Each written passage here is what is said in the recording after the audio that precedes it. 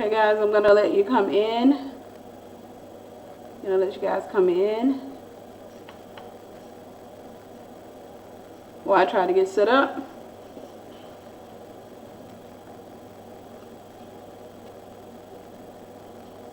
Alright, we are live. We are live. So I'm going to let you guys load up a little bit, and before we get started, hey gorgeous lady. Looking forward to teaching you guys tonight. We got a lot to cover. We have a lot to cover. But my goal, as always, is to change mindsets, to change minds. The thing that I've learned, if you change your mind, you change your life. If your mind changes, here's one of the most amazing, not so secrets of life, but it seems to have been hidden from so many people, because the thing is, you have to want the truth in order to, even embrace it, in order for it to become valuable to you. But one of the things I've learned is that if you want to change your life, you change it by changing your mind. You can change one belief at a time, learn one thing at a time, and you will see a dramatic change in your life. You will see a dramatic change in your life. And so that's one of the things that I've adopted in my own life. And I've been doing that for years, but I've been a little bit more aggressive lately with it. I've adopted this, go and learn something mentality, learn a new word. So I try to learn a new word every day. I try to learn something every day. I go to YouTube and I may look for something that has absolutely nothing to do with whatever I'm doing. I may look for anything, for example, give me the, I'm trying to see, what is hydrogen, or what is this? And I'm always trying to get an understanding of things or what have you. And I believe that's going to help a whole lot. When you come out and you start learning things, they are going to be beneficial for your life. They're going to be beneficial for your life. So this is a challenge, especially for those of you, well, it doesn't matter what age you are, but I want to say this. The Bible even attributes foolishness a lot of times to youth. And so if you happen to be young, you have this mindset for the most part where, life is going to be this way, and you got this glare in your eyes and you're excited about life. And yes, you can have all of the things that you that God lays on your heart to have, but there is a process to getting that stuff. And so if you want to get there faster, allow your mind to be changed. Seek wisdom. People who try to learn on their own, people who have to learn through experience, they go the normal route or the normal rate. And so, for example, they get to 40 and 40, they begin to settle down. They get to 50 and they start to see a little bit of settlement in their life when it comes to finances. And then they get to 60 and they're financially secure, but they don't have the energy to go out and really enjoy life anymore. And that's because in their youth, they rejected wisdom. And so I want to challenge you guys to make sure that you're not rejecting wisdom. You go out there, if you happen to be in your 20s and your 30s, one of the greatest things I can tell you to do is get surrounded by some older, wise people. Surround yourself with them. Go and just take in that knowledge. When everybody else is watching TV, when everybody else is talking about getting their eyebrows on fleek or what have you, seek wisdom. And I'll tell you this, even though your life may look boring to them, at that stage, I can tell you now, when you hit 35, 40 years old, you'll probably have the wealth that a 60-year-old have. You'll be happy, you'll be wise, you'll have a whole lot of things that a lot of people are just starting to come into. That will be your normal. And so with that being said, let's go ahead and get started. Today I want to talk to you about fantasy, seduction, and deception. Fantasy, seduction, and deception. And the reason I really wanted to tackle this subject is because when I was in the world, I happened to walk in that world, that mindset. I was surrounded by seductresses. I've told you guys this before, and it's summertime. And with it being summertime, a lot of times you see that spirit starting to manifest itself heavily in women, and not just women of the world, but even women who are believers. Because the reality is, I've come to see that there's a process to renewing your mind, and that's okay. You know, it wasn't an overnight thing for me. I don't think it's an overnight thing for most of us. There is a process of renewing your mind. You can go get saved, sanctified, filled with the Holy Spirit, have demons cast out of you, but still be walking around entertaining a mindset of seduction. So that's only because you still believe something. That thing is hinging itself in your belief system. So you still believe something. You still believe, for example, if I'm freaky, if I'm, sitting back here and I put on my matte lipstick and I'm showing off, if you got pouty lips and you're showing off certain things, you still believe that that's going to get you somewhere. You still believe that that's going to get you the husband that you want. And so in the meantime, you're enjoying the attention in the meantime, and you don't realize that a lot of times that attention is really puffing you up. And it's making it hard for you to receive a lot of things that God wants to give to you. So that's the challenge, in your youth, get wisdom. And so with that being said, I want to start off with some definitions. I want to give you a definition of fantasy. I want to give you a definition of the word seduce, which is the root word for seduction. And I want to give you a definition of the word deception. First, we're going to start with fantasy. Fantasy is the power or process of creating especially unrealistic or improbable mental images in response to a psychological need. I'll read that again. The power or process of creating especially unrealistic or improbable mental images in response to a psychological need. Seduce, which comes from the, we're talking about seduction, but the root word of seduction is seduce. To persuade to disobedience or disloyalty. To lead astray, usually by persuasion or false promises. Something that attracts or charms. Something that attracts or charms. The next word, deception. The act of causing someone to act as true or valid. Let me read that again. The act of causing someone to accept as true or valid what is false or invalid. That's the act of causing someone to accept as true or valid what is false or invalid. These definitions were taken from Merriam-Webster's online dictionary. So first, let's start talking about the word fantasy, because as believers, we all have dealt with fantasy. Some of us more than others. I can tell you, when I was in the world, when I was a child, I dealt with fantasy real heavy. I found that creative people have a tendency to deal really heavily with fantasy because we're creative. Our mind is always creating things. And so, for example, we can go into a grocery store and see a guy, and we can think, wow, he looks good, and we can create a whole fantasy around him. And so that usually means that you're going to be a good author if you start writing, but we can create a whole fantasy around him. Again, this is especially true for creative people. This is also true for women. We can create an entire world, an entire fantasy around that image. We can create an entire we can go and have an affair in our minds with this man. We can sit there and we can add a voice to him. We can dress him up every day in our minds. We can sit there and have him singing to us. We can have him crying. We can have him doing all types of things in our minds. And so when I was a young girl, I dealt with fantasy because I used to watch a whole lot of television. I would watch, for example, Prince, Purple Rain. I would watch a lot of MTV, and while watching that stuff, I would fantasize about, for example, I was in love with Prince when I was a little girl. Some people say they were in love with Michael Jackson. Me, I was in love with Prince for whatever reason. And so I had a whole lot of fantasies surrounding Prince. And so that's the realm of fantasy. I remember seeing this young boy I had a crush on back in elementary school, and I'm just constantly looking over at him, and I would just fantasize about him from time to time.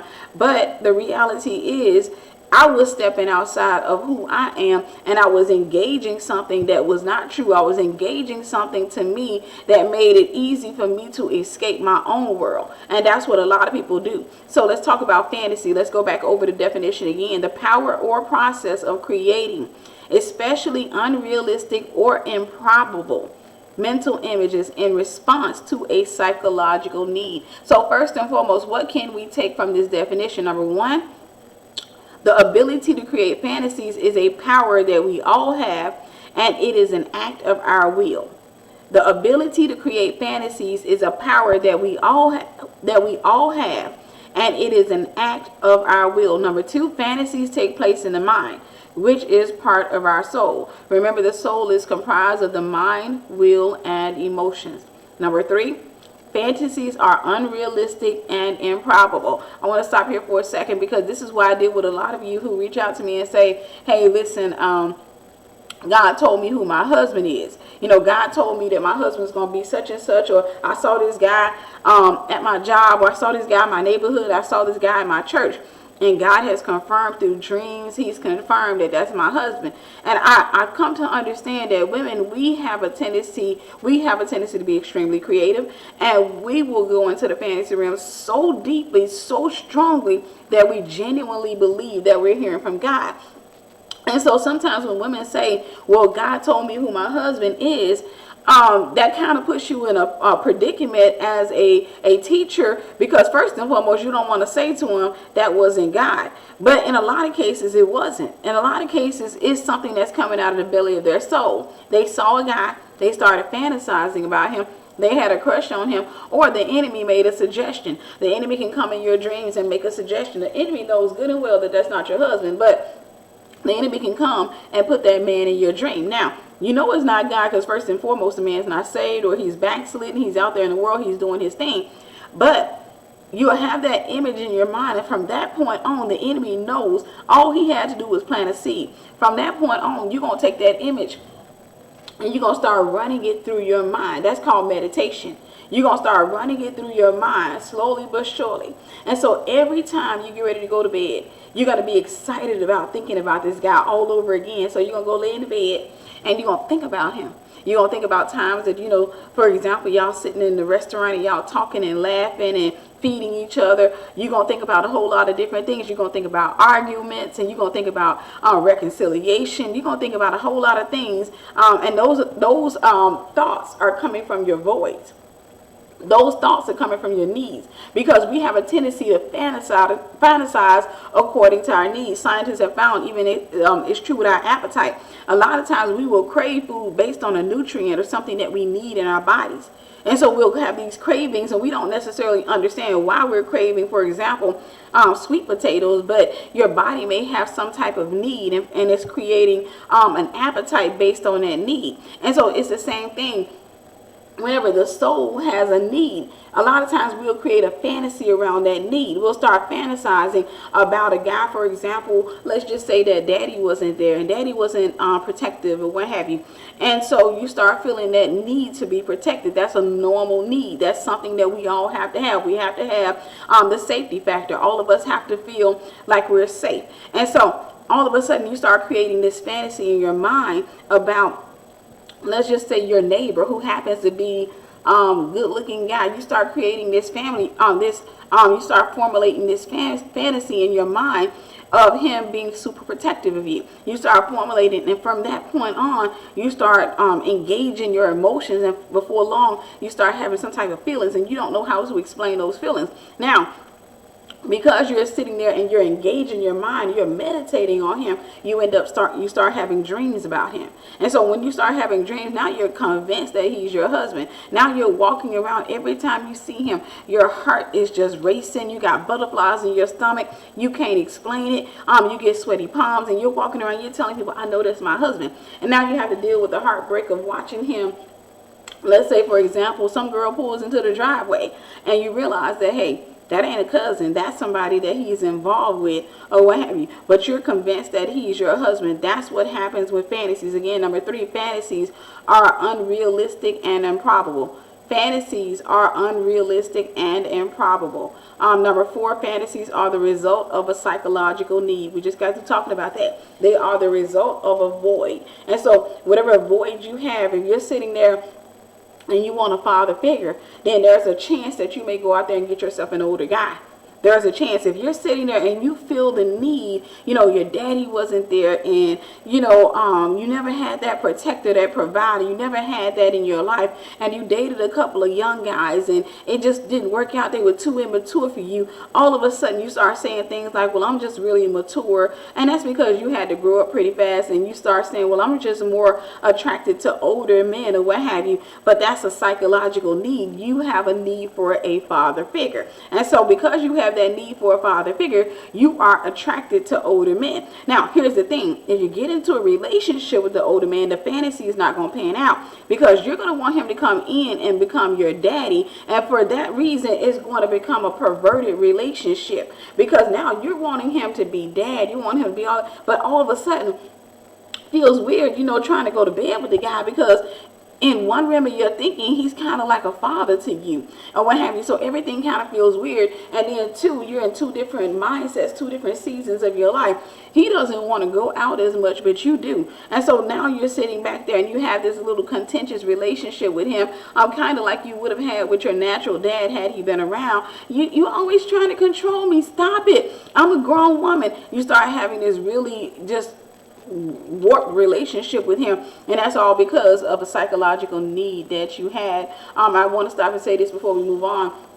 You have that issue. If you have haven't had the father figure in your life, I would just suggest that you go and you just pray, let God be your father.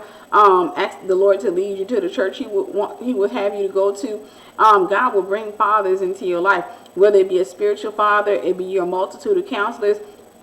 God will bring people into your life, but you guys have heard me say this before. You can't disrespect what God sends, so that means that you're going to have to submit. That's what it is. It's the same thing if you were a child and your natural father had been around, you would have had to submit, unless your dad just allowed you to run rapid or what have you, rampant. But you have to submit. And so if you're saying, hey, I want a father figure, I want a man that I can talk to, that's a normal thing for women.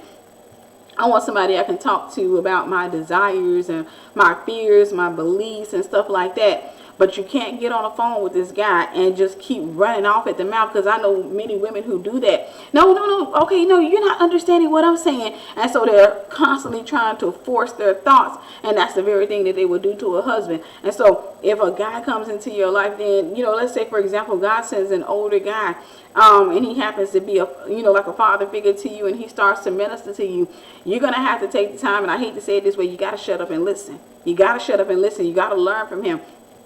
He may say some things that don't make sense to you, but you have to learn.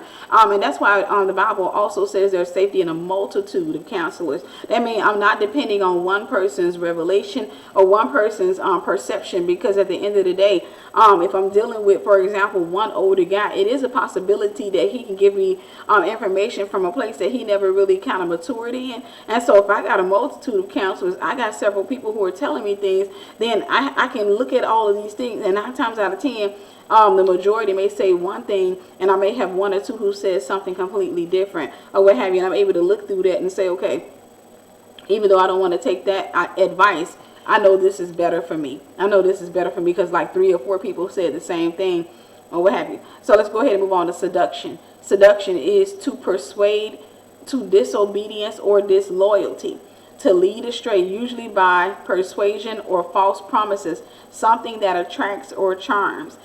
Charms is a key word for me, because when we're talking about charming, that's what you see going on today. If you go to the supermarket, you'll see a woman charming a guy. If you go anywhere, you will see a woman either charming a guy or attempting to charm a guy, or you will see a guy charming a woman or attempting to charm a woman. What I mean by charm is basically you're trying to entice the person into a reality that doesn't necessarily exist.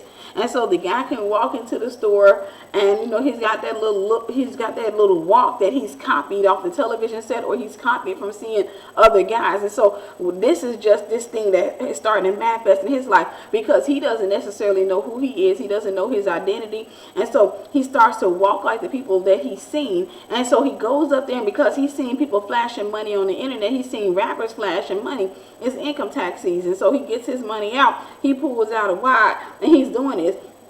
He's trying to charm you. Now, he knows good and well that he doesn't live like that. He doesn't have that type of money all the time. But it's income tax season. So he starts kind of licking his money and he puts it on the counter, what have you, and he turns around to you and he said, what's up, mom? So he's trying to lead you into a fantasy. He's trying to lead you into the belief that, hey, listen, financially he's okay, that he's the answer to all of your problems. And so he's just sitting there and he's actually just demonstrating. It's the same thing when it comes to a woman.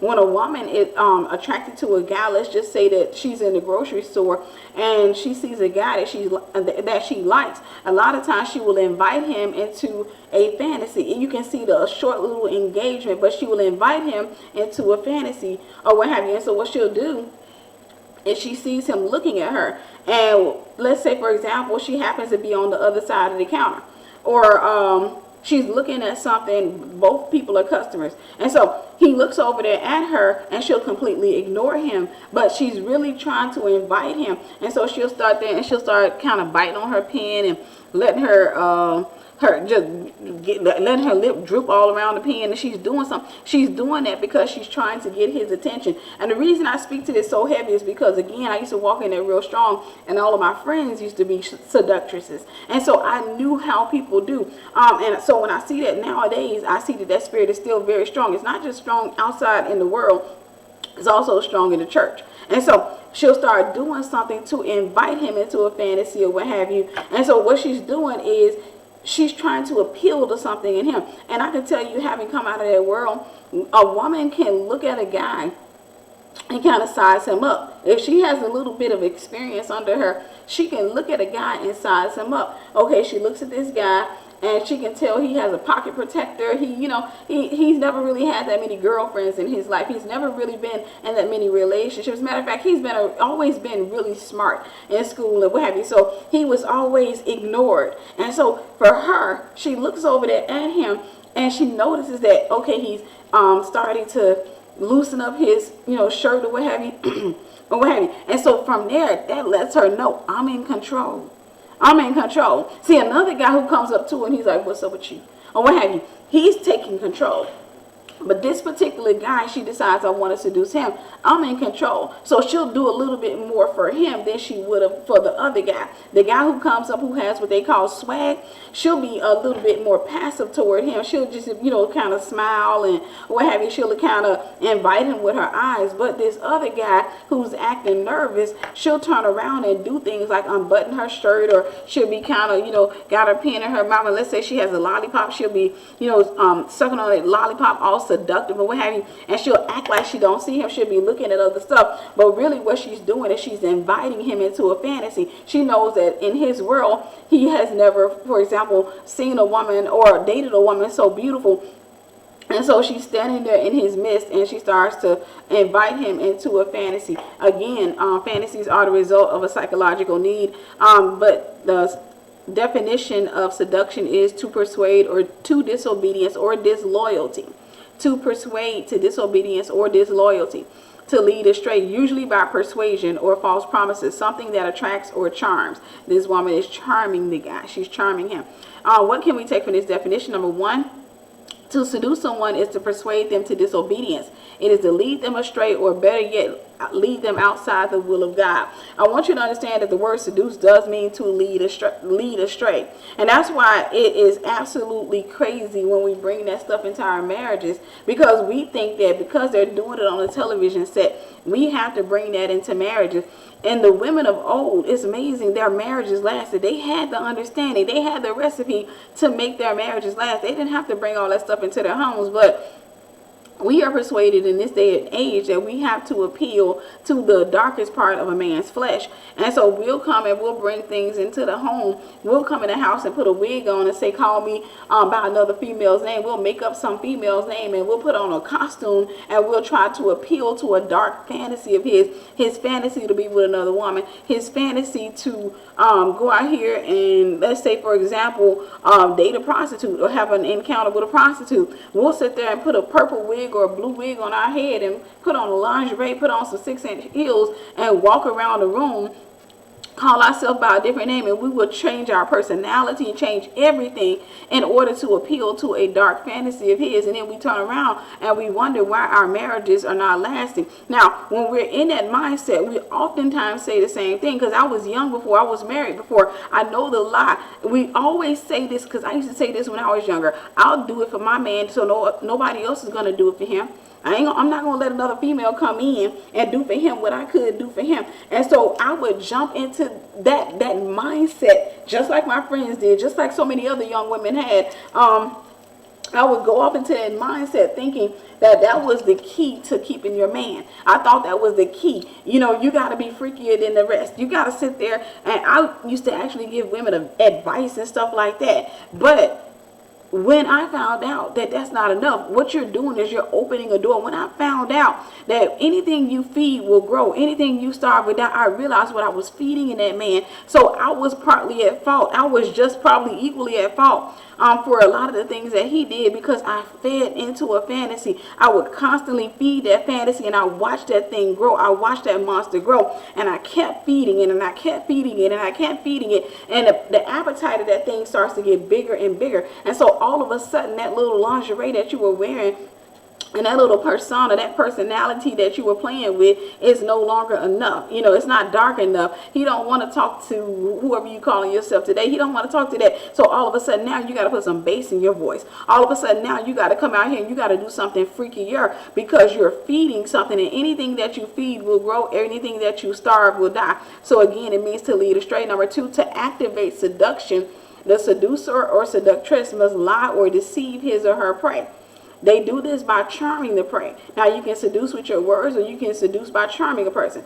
This, of course, is deception. It is an act of witchcraft. And so I want to talk about, of course, we understand how somebody can seduce you with words. Somebody can come up to you and say, they can use flattery, or they can sit back and they can say, I'm in love with you, or what have you. They can tell you, I just want to be your friend, and they don't really want to be your friend. They're just trying to get in and create a soul tie with you. They can seduce you that way, but people can also seduce you with actions. People can also seduce you with actions. One good example most of us have seen as women, or we've done it before, is women will sit there and bend over in front of a guy, especially when a woman is broken and she's still trying to charm a guy with sex.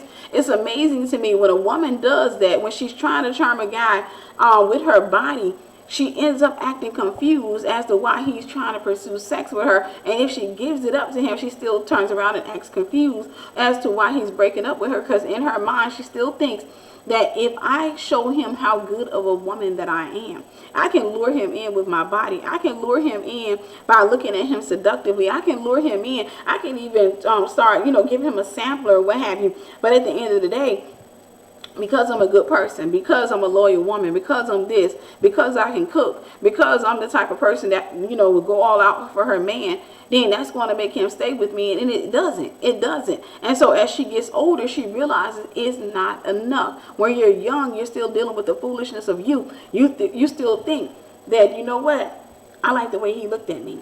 I like the way he was staring at me. Girl, did you see how he was looking at me the other day? Did you see when I was walking through there? He just kept staring at me. And so we get caught up in that. But in reality, the person is just getting aroused, or the person is just going off into a fantasy. So to activate seduction, the seducer or seductress must lie or deceive his or her prey.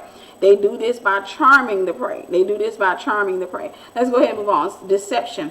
The act of causing someone to accept as true or valid what is false or invalid. And again, all of these definitions were taken from Merriam-Webster's online dictionary. What can we take from this definition? A deceiver, number 1, leads a person to accept a lie as truth. And one of the things I found, you guys have heard me say this before, is that a deceiver, a seductress, a sorceress, because the word seductress also means a sorceress. That means a seductress is a romantic witch. And so one of the things I found is that most of them are already deceived. And we'll get into that a little bit later. But most of them are seduced themselves. They believe the fantasy that they're inviting others into. Some of them don't. But there are some seductresses out there who believe what it is that they're casting out there. And so I want to just explain it before we move on. The way that it works is a seductress can go into a fantasy. Let's say she watched a R. Kelly music video. When I was doing the notes up for today's teaching, I just kept thinking of the song Honey Love, because that was out when I was a teenager. That song Honey Love. And I remember the deception. I remember a lot of the different songs that R. Kelly sung that led me astray. And so she can get caught up. And I remember watching the video, and I see him with the honey pouring it on the woman. The woman's a really pretty woman or what have you. And so the very first thing was, I started thinking, I want that haircut. I want that haircut. And the next thing was, that woman had a lollipop on the video. So I was going to the store and started buying myself some little lollipop, not just the lollipop with the gum in the middle. I started walking around buying and stuff like that, because what they did was, that was somebody's fantasy in that video, and they invited you into the fantasy. And then once you get into the fantasy, then you start to reproduce that fantasy, and so you start to demonstrate what it was that you saw. And so now you're out here and you're trying to invite somebody else into the fantasy, because what the television has led you to believe is that if I bring somebody else into this fantasy, if I come out here and I can be better than the woman on Honey Love, if I can be more seductive, if I can be a little bit prettier, or even if I can't be prettier than her, if I can sit here and I can master this, I'm going to have this guy so in love with me. I'm going to have him so whipped that he ain't going to think about nobody else. And so that's the deception. So let's go ahead. We're going to start talking about the art of seduction, because I'm getting ahead of myself. Why would anyone want to seduce another person? It all started in the Garden of Eden when Eve had been seduced by the devil. We all know the adage, hurt people hurt people. The same is true with seduction. Seduce people seduce people. That's the truth. Seduce people seduce people. If you see a seductress, then she's been seduced by the devil in her mind. Some other guy may have came out there and seduced her, what have you, but she's been seduced by the devil in her mind. And so the devil has created this fantasy, or he's helped her to create this fantasy. That's why God says, pulling down imaginations and every high thing that exalts itself against the knowledge of God, and bringing into captivity every thought to the obedience of Christ. So what happens is, she creates a fantasy in her mind. And so when a guy comes and he sees her, she is already seduced, and she really believes that this fantasy is going to play out. I just need the other part. I need somebody else to come and star in this fantasy with me. And so she invites a guy into the fantasy. Now, he comes in and he's bewitched, and he wants to come in and see what you're playing with, what you're working with, what you're trying to invite me into. He comes in, and for a while, for a brief moment when everything is still new, he goes off into the fantasy with her. But after he's gone into the fantasy with her, and he's experienced her a couple of times, then he has to step back into reality. And that's when relationships end, is when people have to step back into reality. When people step back into reality, the seduction becomes diluted in a sense. It no longer works. It's not as powerful as it was before. And that's why even in witchcraft, they have elevated witches. Their witches come in different ranks. And so a lot of times when people go to a witch, they'll go, let's say for example, because I know people that they'll go to a witch for a man. I remember a girl when I was in the world, her husband had left her for another woman. And she was trying to figure out what to do. And I never forget this. She reached out to me and she said, Tiffany, I need you to call this hotline for me. And she gave me a number. She said this guy had gave her a potion to break some stuff off of her and to help her to get her husband back, and what have you. And she said that was her rent money. And all of a sudden the seduction had kind of faded off of her, and she started realizing that he ain't gonna have nowhere to stay. I need to have this money for this rent. And so she reached out to me and she said, would you please call him up on the phone and tell him to let me have the money back or what have you. And I called. I don't think it was a 900 number, but I just remember calling this number for her. And the guy set up on the phone and he was like, no, she really needs this, because if somebody put some really, really bad roots on her, and he was talking all types of crazy, but it ended up with him not giving the money back. He was determined not to give that money back. But again, the seductress will invite a man into the fantasy with her, because guess what? She seduce people seduce people. She will invite a man into the fantasy with her. But once he comes into the fantasy, it's good in the beginning. It's just like drugs. It's like anything else. It's good in the beginning. But after a while, it's not strong enough anymore. So she has to elevate. She has to escalate. And so there are people out there, for example, there are women out there who they tried to take their man back. Some other woman came and took their man. They went and got a witch and paid to take their man back. And then they sit back there and it's no longer working. And the witch said, we need something stronger. She working with something stronger. So the witch gives them some more stronger witchcraft. They don't even realize that they are ensnaring themselves. And so the witch keeps giving them stuff. And then after a while, that's no longer working. They start realizing that he's still out here cheating. He's still out here. He's talking about he don't want me anymore. So then they go out there and they start talking to somebody and they recommend them to a stronger witch. Somebody who outranks the other witch. Then they run over there to that witch, and that witch gives them something, and it helps to ensnare him for the next 2 years. And so that's what happens in seduction. When a woman invites a man, or a man invites a woman into a fantasy, when they invite them into seduction, they have to constantly keep upping their game. They got to constantly keep doing something to keep the person's interest, because the person going to start sobering up. They're going to start kind of fading back out into reality. And when they start fading into reality, it's no more, I can't stop thinking about you. I'm so in love with you. I want to be with you. It's no more that all of a sudden they start having real life arguments, something that they're not ready for, something they don't know how to deal with. And so they go and they say, okay, what can I do to bring him back in? What can I do to reel him back in? So what a woman does in a lot of cases, well, let me go change the color of my hair. Let me go out here and get myself a nice long red wig, and I'm just going to I'm going to go do my makeup a certain way. I'm going to wear some clothes. Like normally I dress girly, but today now I want to kind of wear something that looks militant. I want to wear something that looks militant. And I'm going to come up into the house and I'm just going to look hardcore sexy. And so she's inviting him into another fantasy. She's put on another costume. She's inviting him off into another fantasy. That is her attempt to hold on to the relationship. That's why a lot of times when women are in relationships that are not stable and a man is out there cheating, you will watch that woman constantly morph into different women. She will cut off her hair, and when she realizes that that doesn't work, then she go get a sew-in. She gonna constantly keep changing herself. So again, seduce people, seduce people. When Satan successfully seduced Eve, she became a seductress because her state of mind had been immediately changed the minute she believed the lie she was told. See, what happens with you is the minute you believe the lie, it's not when you execute the lie. You don't become a fornicator the minute you lay down with somebody. You become a fornicator the minute you start believing God and holiness. You become a fornicator the minute you sit there and you have fornication, like it's in your mind that you will do. You do believe that it can help you to stabilize a relationship. You become a fornicator in your heart. Now, you just haven't demonstrated it. You haven't exercised it in your body yet. But then the minute you exercise it, then you just are an active fornicator. When you haven't exercised it, you're just a dormant fornicator. And so Eve became a seductress because her mind was immediately changed the minute she believed the lie she was told. She became the very thing that attacked her. She became. How many of you are the very thing that has attacked you? How many of you have become that woman who took your man from you? Now you're her. Now you're out here sleeping with somebody else's husband. I know I'm speaking to somebody out here. Now you're out here sleeping with somebody else's husband. Now you're out here hurting somebody else because what bit you, the mosquito that bit you, the vampire, the devil that bit you, you have become that. You have become that.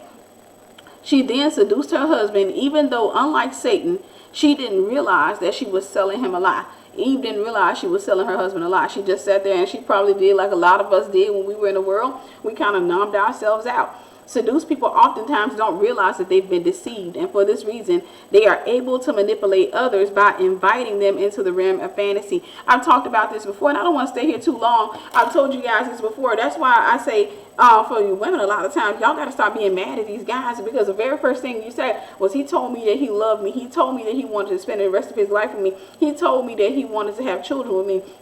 Now I'm sitting here with 2 kids and he walked out, he left out of my life. The reality is he came out of the fantasy. It wasn't that he was lying to you, not intentionally. He wasn't trying to just get in your panties.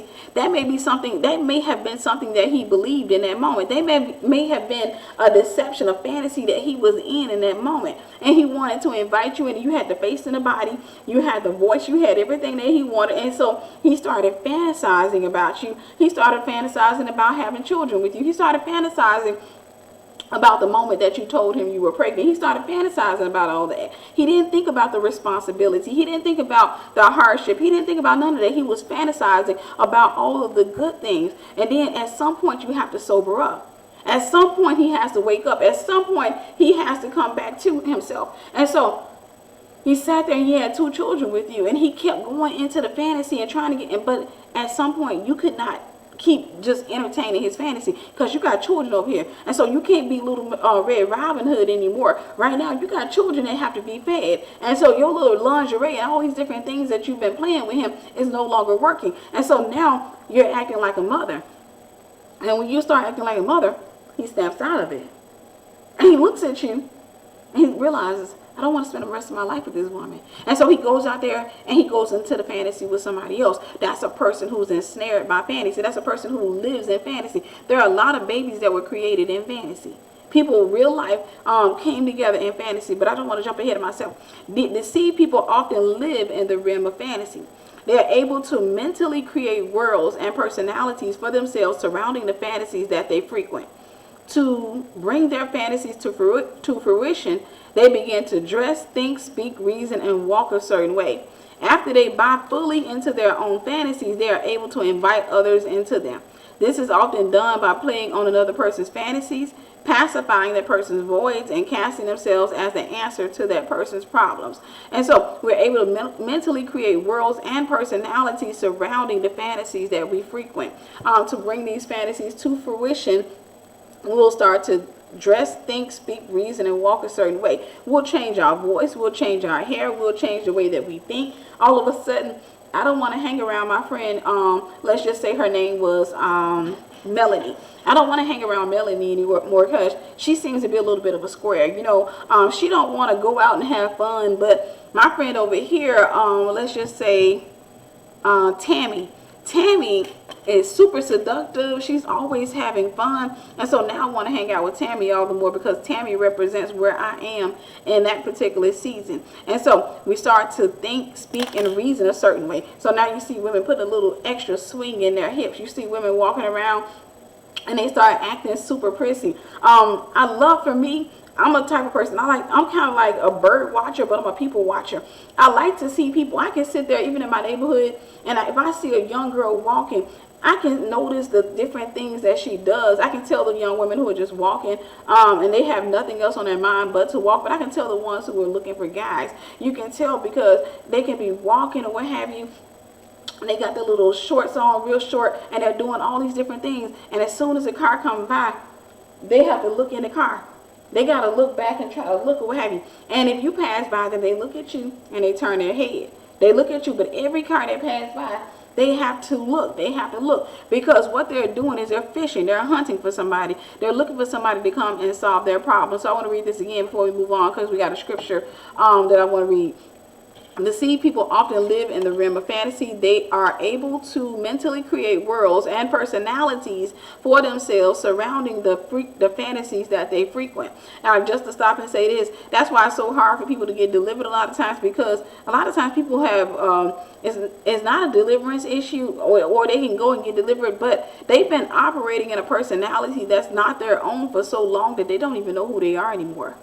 They don't know anything because their own personality has not been nurtured. It has not been fed, so it has not matured. Their own personality is just really shrunk. And so for that reason, they've been walking as the seductress. They are a grown seductress, but they're kind of young when in relation to themselves. That's why it's hard to get them to go and just be themselves, because they have to go into a season where they're having to rely on the instruction of other people. And they don't necessarily trust other people, so they don't like being in that stage of a baby. They don't like going into a season as a child. They want to stay grown. They want to stay in that place where they feel like they're in control. So that's why they'll get saved, but yet still they won't give away they won't give up the seduction. After they buy fully into their own fantasies, they're able to invite others into them. This is often done by playing on another person's fantasies, pacifying that person's voids, and casting themselves as an answer to that person's problems. Proverbs 7:6-27 reads, and it's going to be a pretty long read. For at the window of my house, I looked out through my lattice, and I have seen among the simple, I have perceived among the youths a young man lacking sense, passing along the street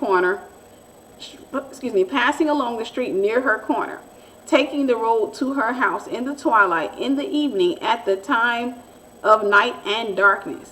Seductresses love the darkness. People who are doing that dirt love the darkness. And behold, The woman meets him dressed as a prostitute, wildly of heart. Right nowadays, that's one of the things. It's hard for us to say dressed as a prostitute, because we be like, you see so many people who dress. It's become common for women to walk around showing off their bodies. To become so common that it's normal for us. But he's talking about, she comes and she meets him. She's dressed as a prostitute, wildly of heart. She is loud and wayward. Her feet do not stay at home. Now in the street, now in the market, and at every corner she lies in wait.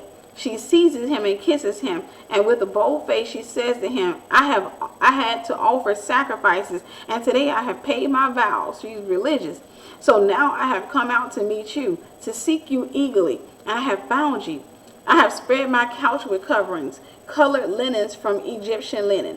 I have perfumed my bed. Seductresses love scents. They love perfumes. I love perfumes, but seductresses love perfumes. I have perfumed my bed with myrrh, aloes, and cinnamon. Come, let us take our fill of love till morning. Let us delight ourselves with love. For my husband is not at home.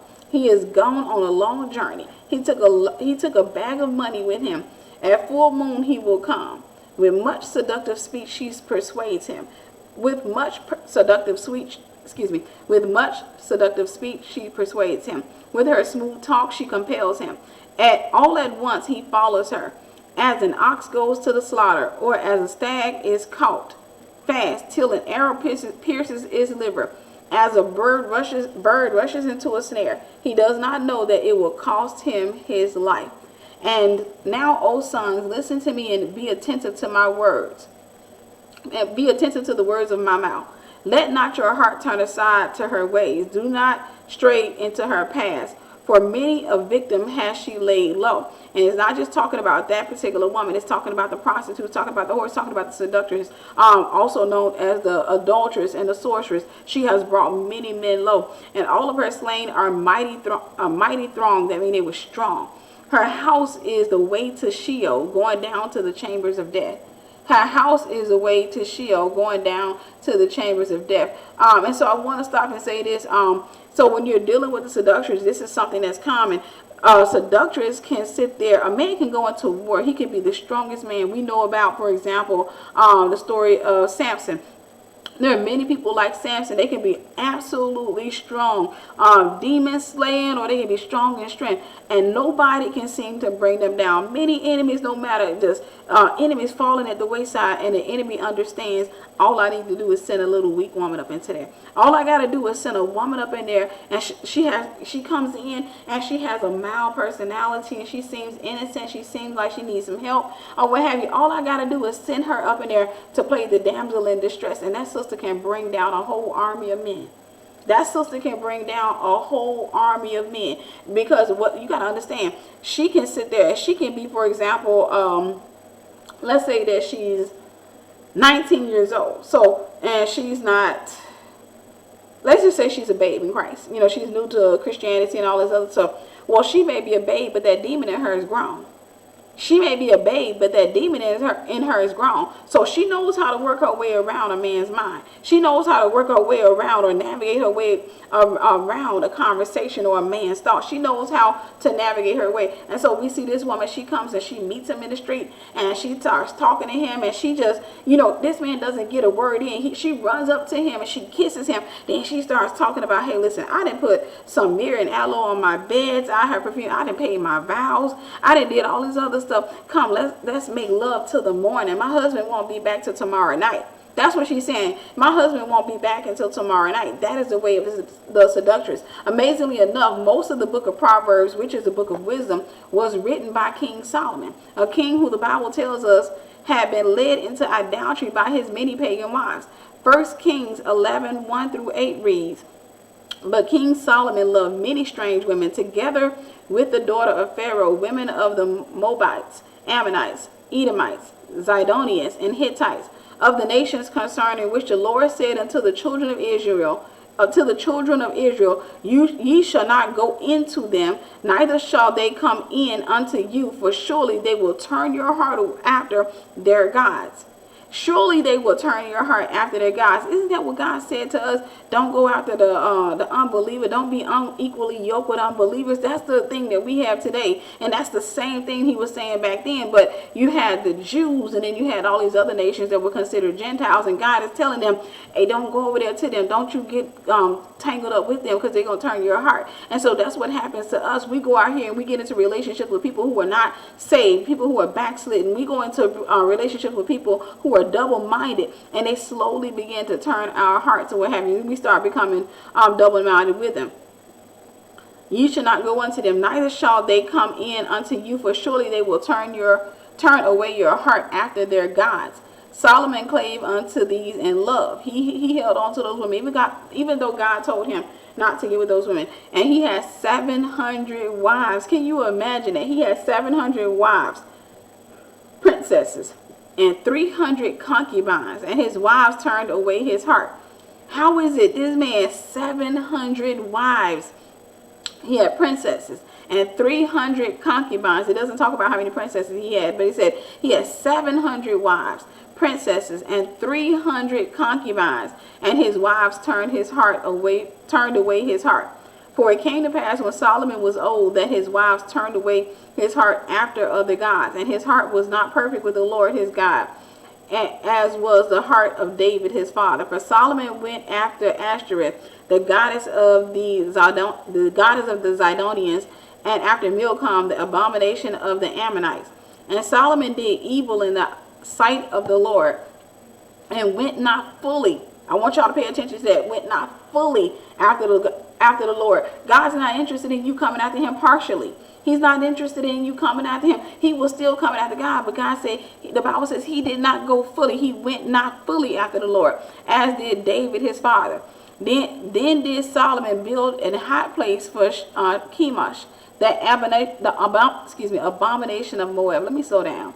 In the hill that is before Jerusalem, and for Molech, the abomination of the children of Ammon. And likewise did he for all his strange wives, which burnt incense and sacrificed unto their gods. And so we see that Solomon had an issue. Solomon had the same issue that his dad had. His dad had a problem with strange women. Solomon had a problem with strange women. He didn't know how to keep himself. And so can you imagine 700 wives? That means that every time he walked out his castle, he see another woman that he wants. Every time he goes somewhere, he sees another woman that he wants. Every time he hosts a party, he sees another woman that he wants. And he was just basically grabbing every woman who was a beautiful virgin and saying, hey, listen, you're going to be my wife. Or maybe she was a beautiful widow and saying that you're going to be my wife. So he was bringing all of these women in. And so it goes back to this where the woman goes and she catches the man in the street. She kisses him and she starts saying, hey, listen, I done done this, I done done that. She persuades him. That's what Solomon's wives did. They seduced him. And so 9 times out of 10, you can imagine Solomon probably in the room with these women, and they're worshiping other guys. And I'm just imagining he wasn't in the room with 700 of them at any given time.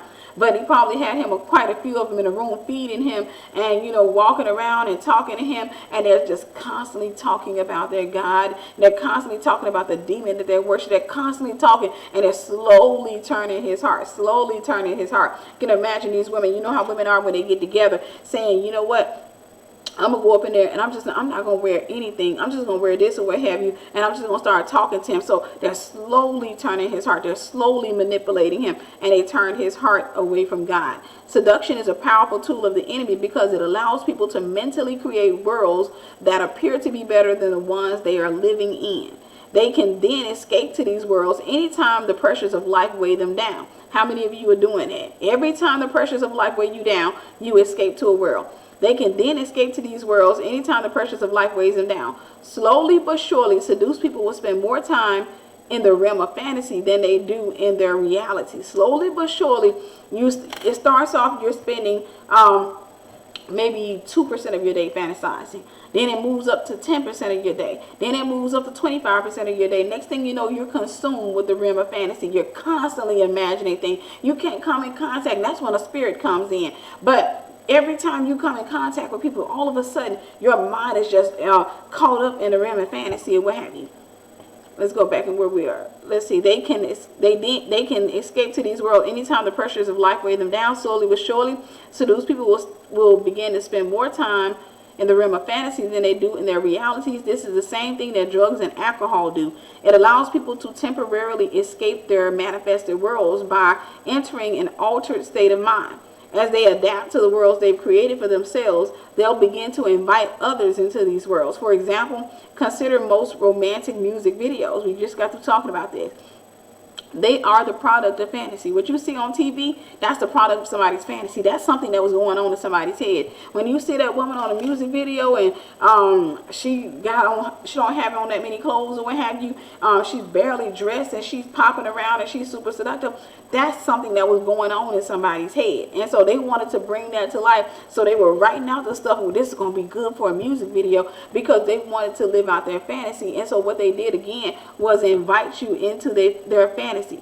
Once the artist has the video produced, he or she invites others into that fantasy, and then this causes the viewers to start embracing those fantasies as their own. Newly seduced, the viewers will then try to recreate or improve upon the videos they watch. And so now the girl in the video, to get her man back, let's just create something. To get her man back who's been cheating on her, he's done some stuff, and now she wants to win him back. She wants to win his affection back because she want to dog him, because he hurt her, he left her for somebody else. And so we seen videos like this, and so she's seduced into a fantasy by a music video. And so, but on the music video, this girl did it. She had pink roses, and she kind of, put them around the bed and got the man into the room. But now, no, you want to have red roses. You want to have even a couple of black roses. You got some things going on. You like, no, she did her soft and innocent. I want mine to be straight up, hardcore. I want to get this guy over to the house or what have you, and then I want to handcuff him and leave him there. Those are the type of fantasies that I had when I was younger. I'm going to handcuff him and straight up just leave him there.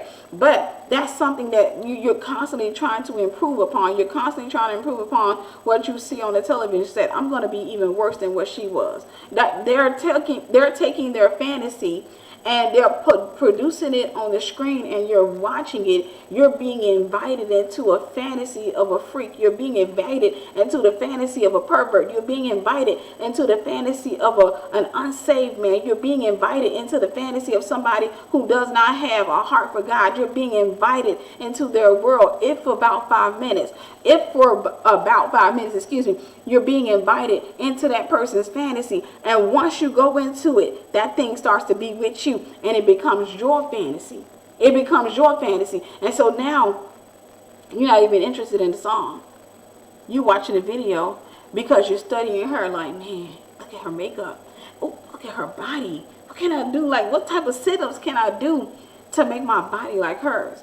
You're so enraptured in that fantasy because the music video is charming you. It's got you thinking that if I do this, then I'm going to get a certain result. If I act like this, if I wear my lipstick a certain way, if I do the things that this girl did on the video, then it's going to invite me into a certain result. Maybe he's going to be absolutely crazy about me. He's going to be walking around calling my phone, just losing his mind, trying to get in contact with me. And so, again, it's a powerful tool of the enemy. Let's go ahead and move on. Most babies are the product of two people who came together in real time and tried to reproduce a fantasy.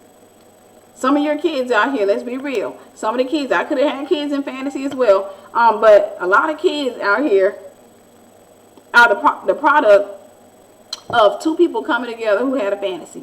Two people who sat back. Maybe she sat back and said he looked like somebody on the television screen. He looked at her and said she looked like a model. He went home and fantasized about her. She went home and fantasized about him. They didn't really know each other that deep. They talked on the phone, but they were too busy trying to listen to music in the background. How many of us know, when you're sitting there on the phone and you're just talking to the person, but you're not really talking, y'all listening to music, constantly inviting each other into a fantasy, a freak fantasy. And so they started, what are you doing? Okay, I want to come see you. All right, come over. And so these children are produced because of fantasy. But most failed relationships are the result of one or both people, or both of those people actually waking up and realizing that their very real problems did not dissipate while they were dreaming. I want to read that again. Most babies are the product of two people who came together in real time and tried to reproduce a fantasy. Most failed relationships are the result of one or both of those people actually waking up and realizing that their very real problems did not dissipate while they were dreaming.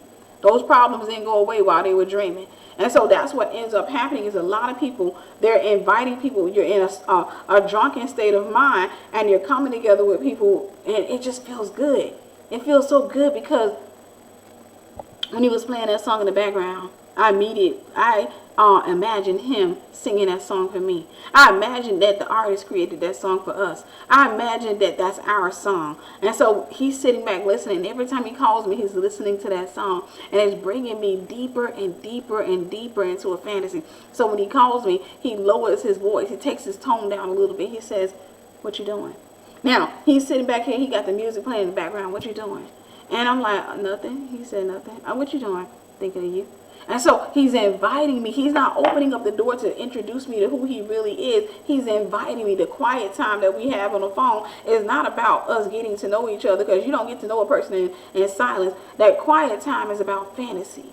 That quiet time is all about fantasy. And so in the midst of that, I'm caught up in that fantasy with him, laying in the bed, just thinking about him, thinking about what type of man he is, or that is coming from my voids. I'm fantasizing about what it is that I need in a man, and he becomes all of those things to me in that moment. Even though he's not really that, he becomes in my head all of those things. He begins to put on a cape to feel my rejection. He begins to put on a cape to feel a lot of different issues that I have, and so I become everything that he needs. All of a sudden, I'm the answer to his mommy issues. I'm an answer to those issues where that ex-girlfriend dogged him and walked out of his life and left him for somebody. I'm an answer to all of those different things. And so both of us are in the realm of fantasy.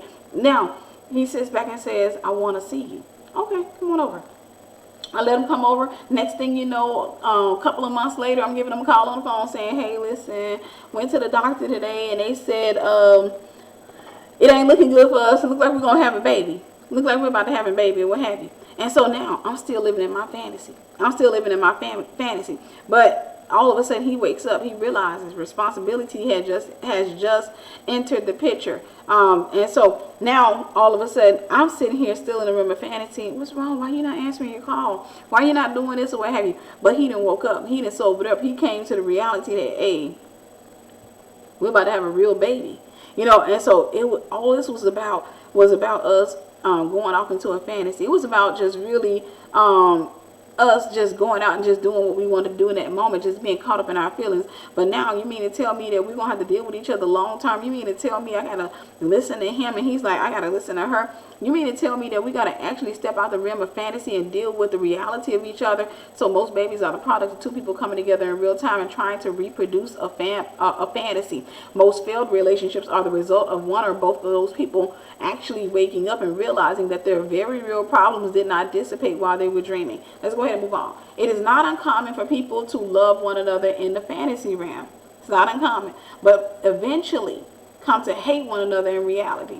This is because when a person fantasizes about another person, they mentally create a version of that person who will fill their void, satisfy their lust, and bring them the joy that they've been longing for. This is similar to what happened between Amnon and his sister Tamar. Before we go into that, I just want to stop and say this. Where was I? Okay, again, yeah, they mentally create a version of the person to fill their voids. People can actually be in a relationship with one another and still, you know, a person can date you for an entire year and not know you for 2, 3, 4, 5 years and still not know you. They can be dating what's in their mind, the fantasy of you, and what breaks them up is the reality of you. People get married to their fantasies. You guys have heard me say this before. It's not uncommon for people to take their fantasy down the aisle. Now, here it is. They're taking the actual person, but in their head, they're marrying the perception of the person. They're not marrying the actual person. They're marrying the perception of that person, and that person is marrying the perception of them. So they go down the aisle with all these lies. This woman has manifested so many different personalities. She don't know who she is. And so this guy, he don't know who he is either. And so they're sitting there, and they're in the fantasy realm, and they're constantly trying to appeal to one another, and they end up saying, I do. They end up getting married, and for a while they're able to, you know, kind of engage each other in the fantasy realm. And for a while they're able to just, you know, well, I know my husband, he likes this, he likes that, and so I'm not going to talk that much. I'm not going to do this. And a lot of people don't realize that you can do this. I'm going to tell you guys this before we move on. I was married for 7 years, and I remember that man did not know me. I remember there was a lot of things he had, and he did not know about me. Why?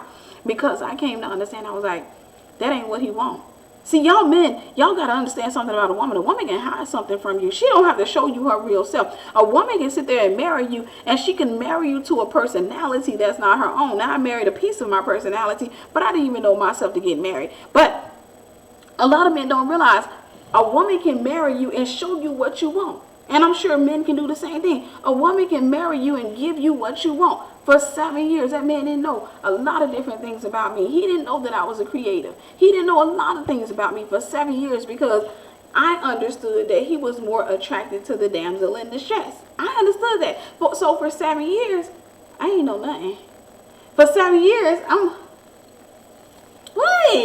For 7 years, I was diva. For 7 years, 6-inch heels, just straight up, just trying to stay seductive. For 7 years, he didn't know a lot of things about me because women, we have a tendency, we will morph into what a man needs or what a man wants, and we can sit there and be in a 5, 6, 7, 8, 9, 10, 15-year marriage and not introduce the man to our real personalities, but eventually your personality will start to bleed through. And so that's what would happen with us, is that my personality will bleed through the mask, and we end up fighting because that wasn't what he wanted. He didn't want who I was, he wanted who I pretended to be.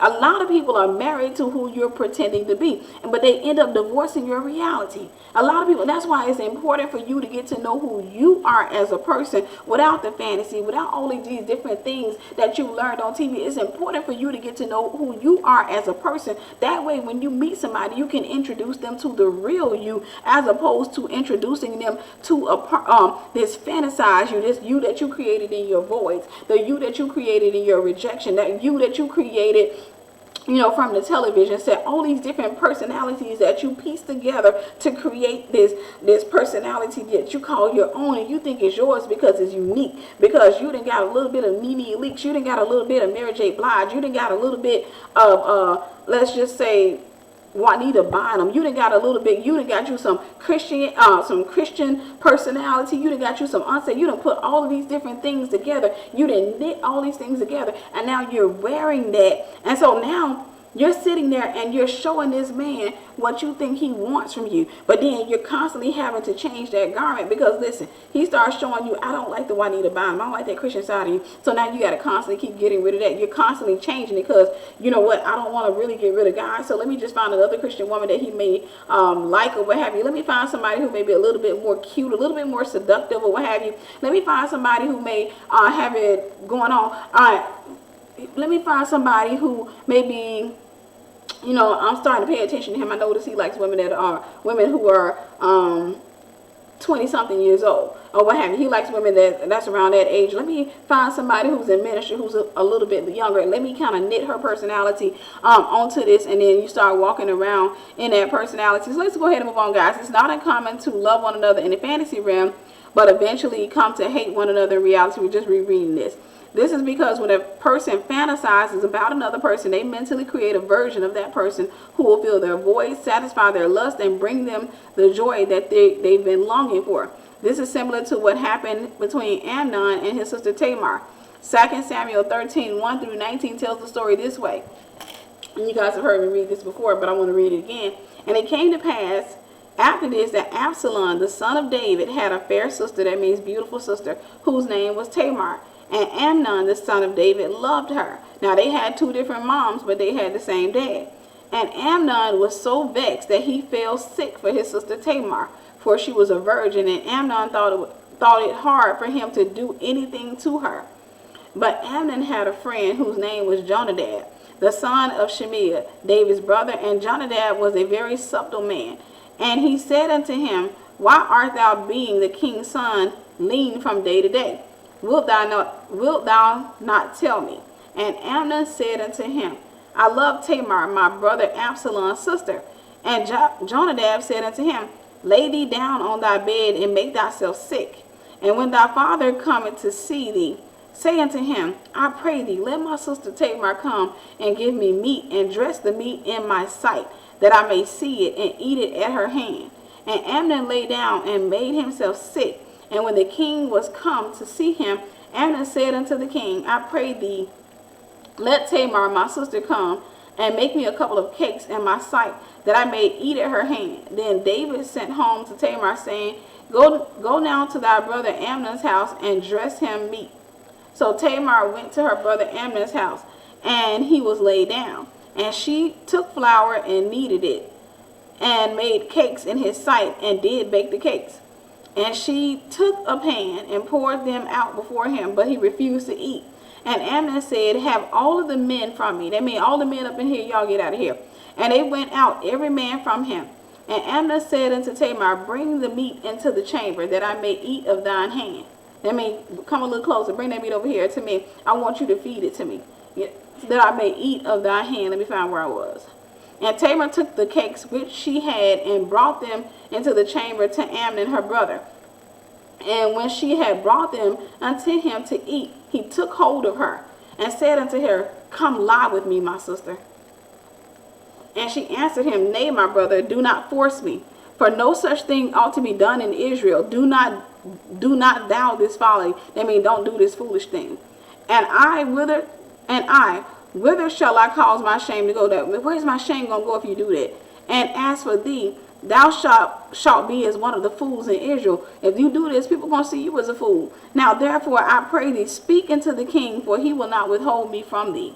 Howbeit, he would not hearken unto her voice. I mean, he wouldn't listen to her. But being stronger than she, forced her and lay with her. I mean, he raped her. Then Amnon hated her exceedingly. Now, earlier it said he loved her. Now it's saying, then Amnon hated her exceedingly.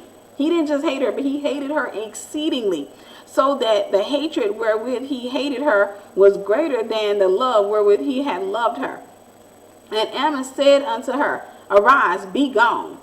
And she said unto him, there is no cause. This evil in sending me away is greater than the other that thou didst unto me. So she's saying, putting me out your room is worse than a rape. Putting me out this room because you're telling me that after it's done, you don't want me. Now you got to marry me. You got to take away the shame, because you already know I can't marry nobody else. I'm considered married. And so even though I'm considered married in a sense, because I don't have a husband, because you're not covering me as a husband, I will be seen as an ungodly woman. I will be seen almost like a prostitute. They will see me in a bad way. And so she's saying, that's worse. You sending me out this room is worse. Now you can at minimum go and say, I want to marry her. Just go ahead and start covering me. But she's saying, there is no cause. This evil in sending me away is greater than the other that thou didst to me. But he would not listen to her. He would not hearken unto her. He wouldn't listen. Then he called his servant that ministered unto him. He called Jonadab back in and said, put now this woman out from me, and bolt the door after her. Lock my door. And she had a garment of divers colors upon her. For with such robes were the king's daughters that were virgin apparel. And so back in that day, they would have these certain garments, if you were a virgin, that you could wear. And it showed that it was basically you coming out and saying that you were a virgin. So guys wouldn't come. Guys knew that, hey, you were available. But of course, they had to go through a process to get you. They had to go through your father. Then his servant brought her out and bolted the door after her. And Tamar put ashes on her head, and rent her garment of divers colors that was on her, and laid her hand on her head, and went out crying. Now, she ripped the garment that she's on, because it's considered a deception almost for her to go out there wearing this virgin's garment. She was no longer a virgin. Her purity had been taken away from her, or what have you. So what can we extract from this story? Number one, the story says that Amnon was so vexed that he fell for his sister. The word vexed means frustrated.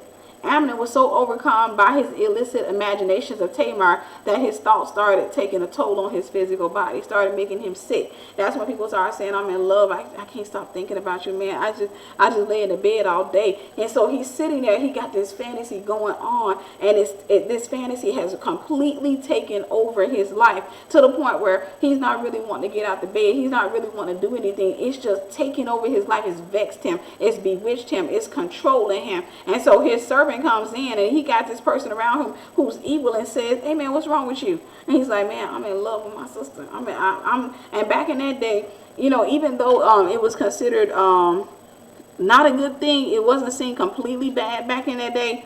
Especially if the women had different moms, which was the case with them too. They had different moms. They had the same dad, which was King David. So he was so vexed that he fell for his sister. He thought he was in love with her. He was, I can't stop thinking about her. Every time, you know, it's just, I saw her out in the field. I saw her in such and such's house. I saw her in the castle. I saw her, and his mind was just so overwhelmed, so overtaken. That's what happens to this day. There are guys out there and there are women out there, and we're just going to talk about, for example, the guys. There are guys out there who can be so caught up in a fantasy realm about you, so caught up in this fantasy about, and it can start to take over their lives, and they really genuinely believe that they love you. They really genuinely believe that they love you. Guys, you have heard me talk about this before. I got stalked a couple of times when I was in the world, and the thing was, I came to understand a long time ago when I was in the world for whatever reason. I thank God, you know, he started kind of waking me up then, but I understood that it wasn't love. I understood that I just didn't understand what was going on with them. I was like, dang, what am I doing? Because there were cases where there was no sex or what have you. So the guy hadn't slept with me, but still he was vexed or what have you. And so in his mind, he felt like, I gotta have this woman. But I understood that it wasn't love. I understood that this ain't got nothing to do with me being a good woman and me being the right one for him. I just came to understand that the dude was crazy. That was my understanding of it. It was just something wrong with him. But this guy, he was so vexed and so controlled by his emotions. He was just he just got taken over. And there are guys out there and there are women out there right now who do the same thing. They allow their imagination to be so clouded and so taken over to the point they cannot think about anything else but that person. When they're working, when they're doing stuff, they're just constantly thinking about that other person. And so if a guy comes up to you like that and he's been dealing with the realm of fantasy and he's just been fantasizing about you, he can convince you that he loves you because he's convinced that he loves you.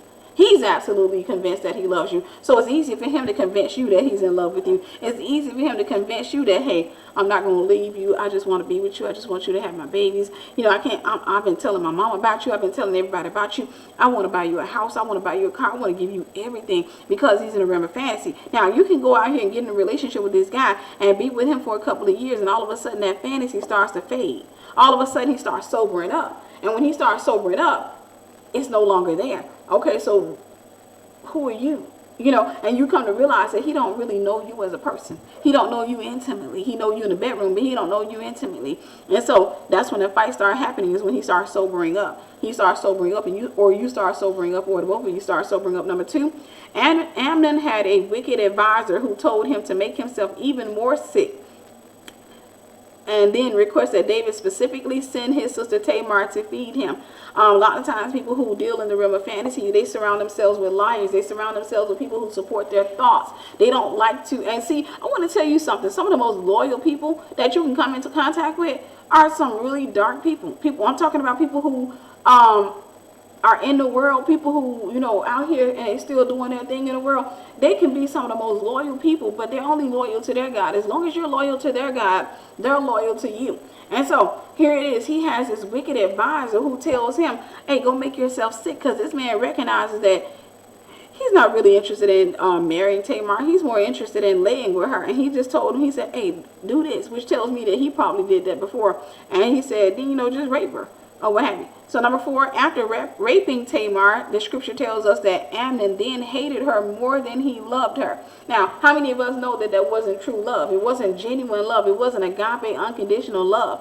What he felt was lust. What he felt was obsession. What he felt was fantasy. He was dealing in the realm of fantasy. So he started experiencing those emotions that were like love. He started experiencing a whole lot of things where his heart is racing. He got butterflies in his stomach. His palms are sweaty. He looks at her and he just leaps. There's just something in him. And so he was experiencing that in her midst, I'm sure. But at the end of it, once he got what he wanted, it was no longer there. It wasn't love. A lot of times people get into relationships when they're drunk with fantasy. They're drunk by what they saw in their mind. They're drunk, and so they end up sobering up. And the woman starts getting confused as to how is it that this man told me he loved me and he intentionally got me pregnant. Like, this was something that he was talking about, he was insistent on, intentionally gave me his child, and then he turned around and one day he woke up and didn't want me anymore. What in the world happened? He sobered up. He sobered up. And that's why you wait for God to renew the mind of a man before you start trying to have any type of relationship with him. Some of you out here right now, you're in a relationship with somebody who's in a fantasy realm. That man don't know you. That man's not interested in the real you. He's never really met the real you. He's dating a fantasized or an imagined you. He's not in a relationship with the real you. And the same thing when it comes to guys. Some of you may be in a relationship, or you're in a relationship with a woman who is not in a relationship with the actual you. She's in a relationship with the perceived you, or the you that she sees that you have the potential to become. And so when that potential does not start to materialize in your life, she starts getting frustrated. So she's constantly taking you to conferences and doing stuff trying to change you. But at the end of the day, you're not wanting to change, so that ends up destroying your relationship. Amnon has simply been fantasizing about his sister, but his fantasy hadn't played out the way he'd imagined. After he'd taken advantage of her, he sobered up, and hatred immediately took over him. This is what happens in many of today's relationships. People fall in love with the people they fantasize about, but after they've experienced one another physically, hatred immediately moves in and takes the place of love. How is it that I love this man? How is it that he loved me? How is it that we could not stand to be apart? And everybody was talking about, look, man, y'all just might as well get married. Every time I see y'all, how is it that we sat here and now we're standing in a courtroom and we're fighting? How is it now we're in the courtroom and I'm talking about something? No, because he ought to pay me child support, because you know what? He produced these babies. Your Honor, it was intentional. It was intentional. Now he don't want to take care of these children because he sobered up. He had been fantasizing about his sister, but he sobered up. Let's go ahead and move on. Most seducers and seductresses are infatuated with moments. Most seducers and seductresses are infatuated with moments. Sure, they fantasize about marriage, pregnancies, and children, but they rarely fantasize about real life and responsibilities. They rarely fantasize about that. All of their imaginations are romantically charged, so much so that when they finally enter a relationship with the person they've been fantasizing about, they sabotage that relationship by becoming overly argumentative and emotional every time they are giving a reminder that the person they've imagined and the person they're actually with are not one and the same. These are the people who they get so mad because, and especially women, we got this real bad, ladies. And so a lot of times we talk about how men are dogs, but let's be real. We leave guys before we get with them because we don't get in a relationship with the actual person. We get in a relationship with the man's potential. And then we get mad because we're constantly fantasizing about who he can be. We're in love with who he can be. We're having babies with his potential. But then we're constantly having to deal with his reality. So we're arguing with that the reality, and what we're saying to him constantly, consistently, what we're saying every day is, I don't want you as you are. We may not be using those actual words, but that's the note, that's what he's taking from it. That's what we're actually saying. As you are, we're not going to work. If you don't change who you are, the relationship isn't going to work. And so this man is being constantly reminded that I'm not good enough for you. I'm being constantly reminded that I'm not good enough. And so he sits there and he constantly changes, or he does this, and eventually he realizes, you know what, I can't become who it is that you want me to be. So I don't know who this guy is, but I'm going to go ahead and let you go so you can go out here and find him. And so again, most seducers and seductresses are infatuated with moments.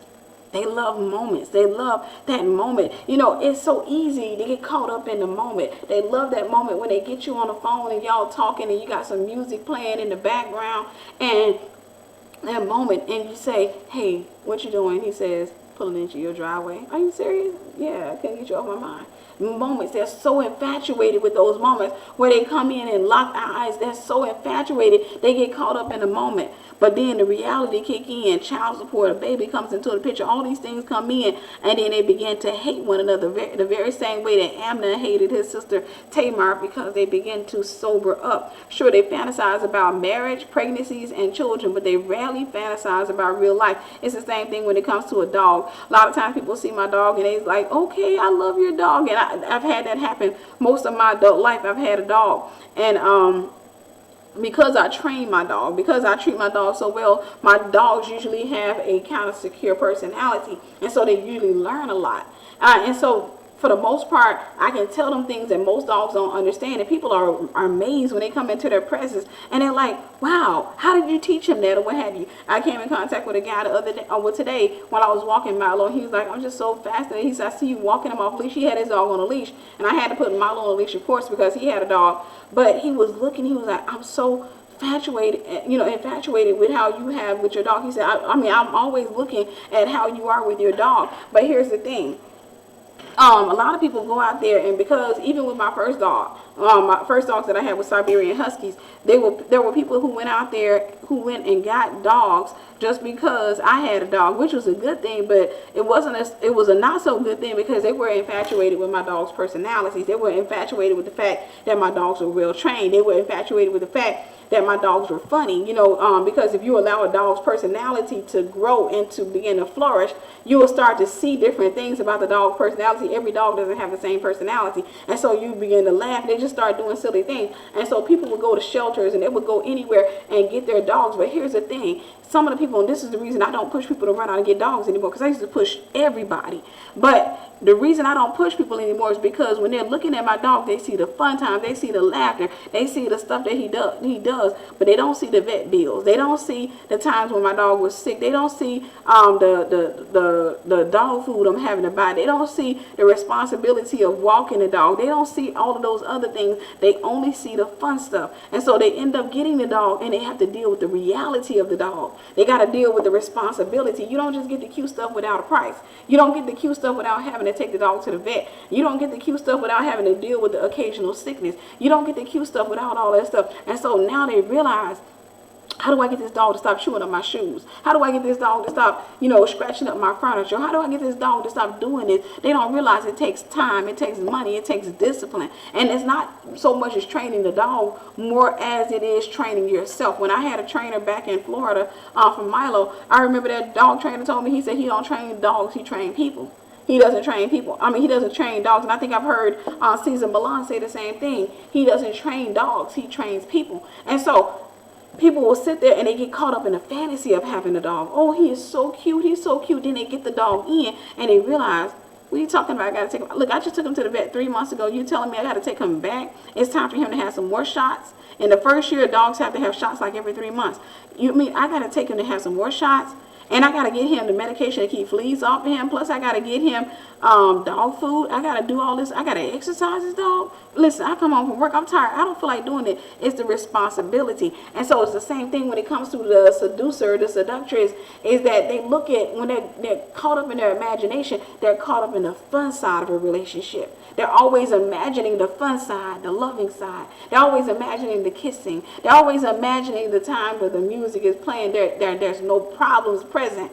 But then what drives them apart is the responsibility. What drives them apart is the problems. I want you to understand that problems are designed to bring you closer together. Because if we can come together and figure out this problem, then guess what? We're going to start to trust each other all the more. Problems are designed to build your trust, but they oftentimes work against or they start to cause people to distrust one another, because people are getting into relationships not because they love each other, but they're getting into relationships because of what they've imagined. So I want to read this again.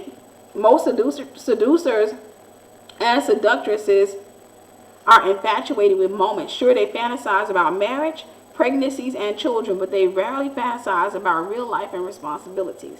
All of their imaginations are romantically charged, so much so that when they do finally enter a relationship with the person they've been fantasizing about, They sabotage it by becoming overly argumentative and emotional every time they are given a reminder that the person they imagine and the person they're actually with are not one and the same. Women do it all the time. Women sit there and argue with a man tons and tons of time over and over again because he's not who they imagine him to be. They're looking at his potential. Boy, I'm trying to tell you, you smart. You can do all the things through Christ Jesus who strengthens you. I'm trying to tell you, you got a call on your life, but you out here acting stupid in these streets. You out here doing this. And so you're not allowing that man to go through a process to develop on his own. He got to want Christ for himself. You can't want Christ for him. You can't want Christ for somebody more than they want Christ for themselves. But you're out here trying to pull him into your fantasy, trying to force him to come and tap dance in the very same way he was tap dancing in your fantasy. You're trying to live into a fantasy. He gets tired of trying to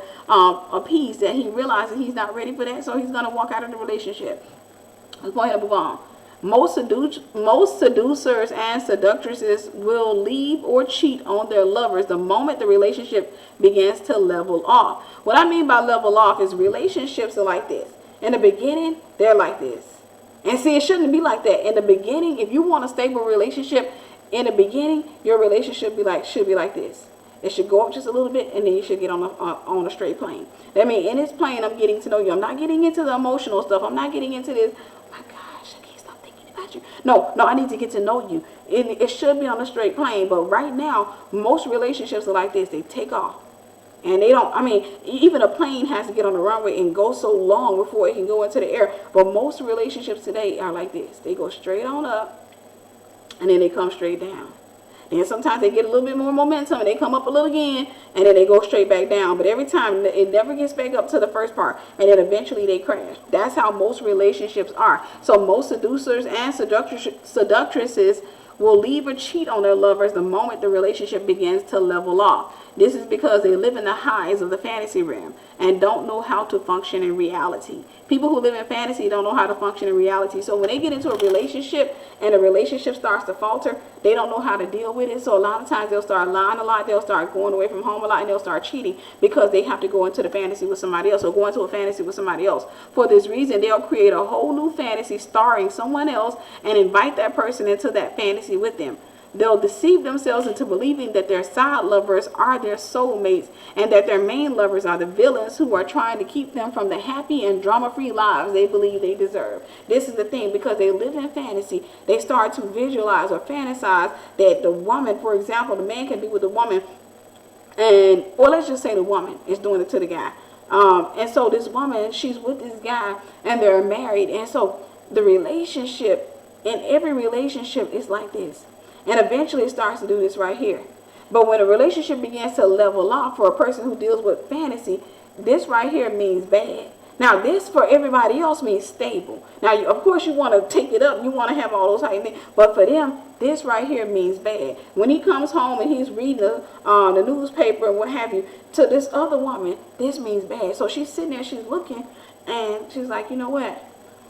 When he come home, he don't really talk to me as much. He's just stable. He's just stable. What have you? Of course, you want to have some spice in your life. You want to have some spice in your relationship. But sometimes you have to initiate that. And so she starts to take that to mean that it's declining because she lives on the highs. She don't know how to adapt in this realm here. She lives on the highs. Everything has to be cloud nine. Everything has to be where, she's just, it took my breath away. Everything has to be where her heart is racing. She has to have that adrenaline going at all times. And so because he's no longer doing that for her, she goes out there, meets another guy, and let's just say this is a co-worker. Then she starts entering a fantasy. She goes right back into the realm of fantasy. Now she's imagining him being this great man, and he's an amazing guy. He's going to treat her right. He won't take his attention away from her the same way her husband of 2 years his attention has kind of dwindled or what have you. But this guy here, he won't take his attention away. He'll be everything that she needs or what have you. So she enters that fantasy and she gets into a relationship. She starts having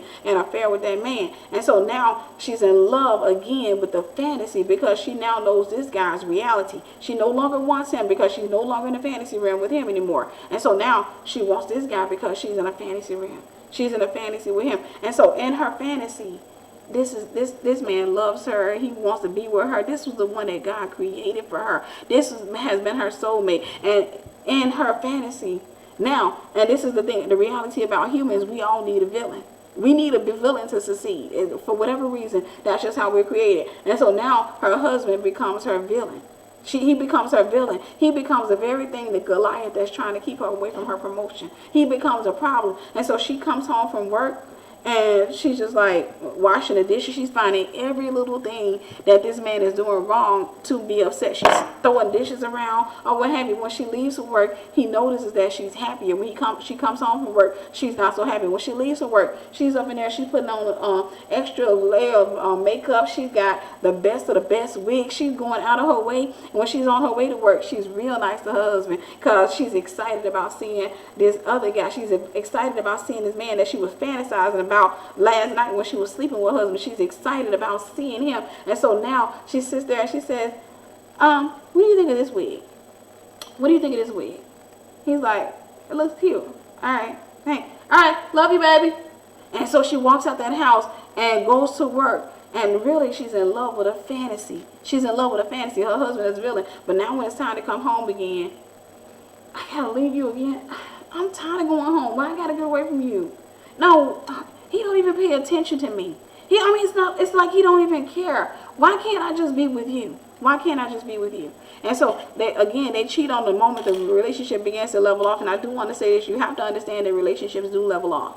That's reality. Life levels off. We don't live on the highs all the time in life. Let's just be real with ourselves. Is your life like this? Is your life just a constant ascension? Or is every day when you wake up, you're excited? You're like, oh my gosh, it's a great day. You wake up and you trembling with joy, and it's just the mailman comes and drops and he knocks on your door and he says, hey, good morning, Mrs. Wilson. And he gives you your mail and he gives you the milk and everything is happy. No, that's not the reality of life. Life is like this and it can do this here.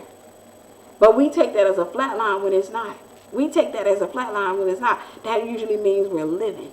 When it gets on that steady plane, it usually means we're living. Now, in marriage, the challenge is, let me take that line back up. Let me make everything exciting again. Let me take it back up. But you got to understand that the relationship is going to level off. Doesn't mean that it's going to be boring. It means that you start to acclimate to one another to the point where a marriage is not, you look at other Christian women who are excited about marriage, you're just like, it's not a big deal. What's the big deal? He in the room asleep. It's not a big deal because you leveled off in marriage. That's why it's dangerous for a lot of you who are absolutely obsessed with marriage. You don't even realize that it's not the man that you want. You're obsessed with the idea. You're caught up in a fantasy. You're caught up in a fantasy of the wedding. You're caught up in a fantasy of what marriage is going to look like, but you haven't thought about the responsibility. That is something you're not thinking about. And so when you get into a marriage, you're going to have a beautiful wedding. You're going to have a beautiful wedding, a beautiful reception. Girl, you're going to look fine at your wedding. But when the responsibilities and real life problems begin to hit, you have not even considered what you're going to do. Remember I told you guys that countries prepare for war in times of peace. They don't prepare for war in times of war. And so you have times of peace. This is a great opportunity for you to begin to study the Word of God as a single. Study the Word of God and get to the point where you say, okay, this is how I'm going to handle conflict. Okay, so if my husband comes home, and let's just say for me, for example, I like to keep my house clean. I'm not going to say I'm a clean freak or what have you, but I'll say I like to keep my house clean. And let's say my husband happens to be, nasty person. His mama always picked up behind him. And look, I ain't trying to be your mama, dude. I'm not trying to be constantly picking up behind you. He comes in to the from work every day. He takes his shoes off, takes his jacket off, and throws it wherever. Whatever catches his jacket is what catches his jacket. And so I'm getting frustrated with him because that's the reality of him. Now, I can sit there and get mad and fight with him and argue with him and say, well, this isn't what I fantasize, or this isn't what I imagine, or I can sit him down and have a conversation with him. I can say, hey, listen, you know what? I don't like what you're doing. That's annoying to me. Could you please clean up behind yourself? I don't remember where I was going with that, but let's just go ahead and move on. Seducers believe that their lover or potential lover's help. Let's see, seducers believe that with their lover or their potential lover's help, they can create the worlds they've been fantasizing about. They believe that with your help. And so, man of God, when you have this woman and she's beautiful and what have you, and she's seducing you, she got the lollipop in her mouth and she's seducing you, what have you. She got a fantasy going on, but she's not living in that fantasy. She got a fantasy going on, but she's not living in it. And so for her, she believes that with your help, she can create this world. She can create this fantasy. And yes, you enter this world, it's going to be bewitching. It's going to be charming for a season. It's going to be a time where you're going to just be so out of your mind. You're going to be drunk in your passion. You're going to be just so caught up in that world. But then you're going to start sobering up and smelling her real flesh. You're going to get a chance to meet her real personality. You're going to get a chance to meet her issues. You're going to start getting a chance. And so no longer is she this mysterious woman, this exotic woman. She's no longer that. She's just whatever her name is. Let's just say her name is Chapstick. She's just Chapstick. And so from that point on, you starting to get tired of her because, hey, you're not really that interested in her. I'll say this before we move on. When I was in the world, I remember, and I think I told this story the other day, so I'm not going to go into the depths of it, but I did on a teaching that I did on, I put on Self-I. But I told this story about an ex-boyfriend of mine that I met when I was working at Walmart. I was a young woman, and that particular day, we were absolutely acting stupid that day. Me and my co-workers, my friends, we were absolutely acting stupid that day. And then I sat back, and, we were seeing these guys going into the men's department. I think it was like, it had to have been probably a Saturday or Friday or something like that. We would see men in the men's department. It was a couple of guys, some really handsome guys. And so we would come over and get each other, and we would talk, and they sit back and they would come get me because I would act absolutely silly. And here comes this guy in the men's department. This girl comes over and she says, "Tiffany, we got another one over there." I was like, "Ooh." And so I go and I look, and I see this guy. He's absolutely handsome, absolutely handsome. And so I look at him, and I was like, "Okay, Merry Christmas to me." I'm like, "That's for mommy, that's for me," or what have you. So she was laughing at me. And even though I didn't work in that department, I decided I'm going to go over there and offer some help. And so he saw us over there acting like school children or what have you, because he was over there giggling. And I walked over to him and I was like, "Excuse me, can I help you?" And he said, "No," he said, "I'm just looking for some jeans." And, he told me his size and all this other stuff. And he was like, "You got something like that?" I was looking around. I didn't know how to look because I didn't work in that department. I didn't know, like, men links or anything like that. And he was like, "Nah, that's all right, I got it." He said, "But you can't help me by giving me your number." And I was like, "Okay." So I was like, "Give me your number too." So we got each other's number. And the next thing you know, we entered a relationship. Now, because he looked good, just like any other young woman, I entered a realm of fantasy. He entered a realm of fantasy with me. I entered a realm of fantasy with him. Now, here it is. We got this fantasy relationship. And then we start getting together. We start, hanging out every day. Next thing you know, we're talking about marriage. He's saying, "I want to be with you," and all this other stuff because of fantasy. But reality started kicking in. Reality started kicking in, and I started sobering up. And as I started sobering up, I realized it's not that intelligent. And so for me, I've always liked smart guys. I like to have a conversation. I like to be able to sit down and talk to the guy and laugh or what have you. I don't want me sitting there talking about some man, you know what I'm saying? And so I realized, well, he didn't talk like that. He was a little bit classy, but he wasn't that bright. And I'm sitting there starting to have a conversation, and all of the fantasy is starting to kind of dwindle away. And I'm having a conversation with him, and I'm realizing I'm having to correct him far too many times. I'm like, I was younger, a lot younger than him, but I'm having to correct him far too many times. I was 19, he was 29 years old. It was the first time I had ever called myself trying to get into an older man relationship, but I was like, I'm having to constantly correct him. It's like he didn't know the basics of anything. And so I started kind of fading out of that relationship, but the fantasy started fading. And so when the fading started happening, the fighting started happening. When that other stuff, the smoke started, and all that fantasy started coming down, all of a sudden, I see him for who he is. He see me for who I am. And now we're fighting to get the person back that we fantasize about. Why can't you just be like this? Why can't you go read a book? Why can't you do this? And he's like, why can't you just shut your mouth? Or what have you? And so we're fighting about the fact that, you know what? I feel like you killed the man that I thought you were. And he was like, I feel like you killed the woman I thought you were. But the reality was we were in love with a fantasy. We weren't in love with each other. We were in love with who we thought we were. And so I was living in a fantasy. I'm looking at this guy, and I'm like, all those muscles, and I'm looking at this guy, and it's just a fantasy for me. That's all it was. When his mouth was shut, he looked really good. When he didn't open his mouth, and he's up there, and he looked really good. But when he would open his mouth, I would instantly get turned off. How many of you have done that? Especially the men. A lot of you have done that. You sat up there and looked at a woman and said, man, I really like her. But then she opened her mouth, and you started instantly being turned off. That's what happens. Fantasy will make you want a person, but reality will make you wake up. Let's go ahead and move on. I want to talk to you guys about the weapons of the seducer, seductress. The weapons of the seducer, seductress. For the sake of this study, I want to use the word seductress because I don't like saying seducer. And so for the women, you just substitute that for seducer. Number one, eyes. Eyes.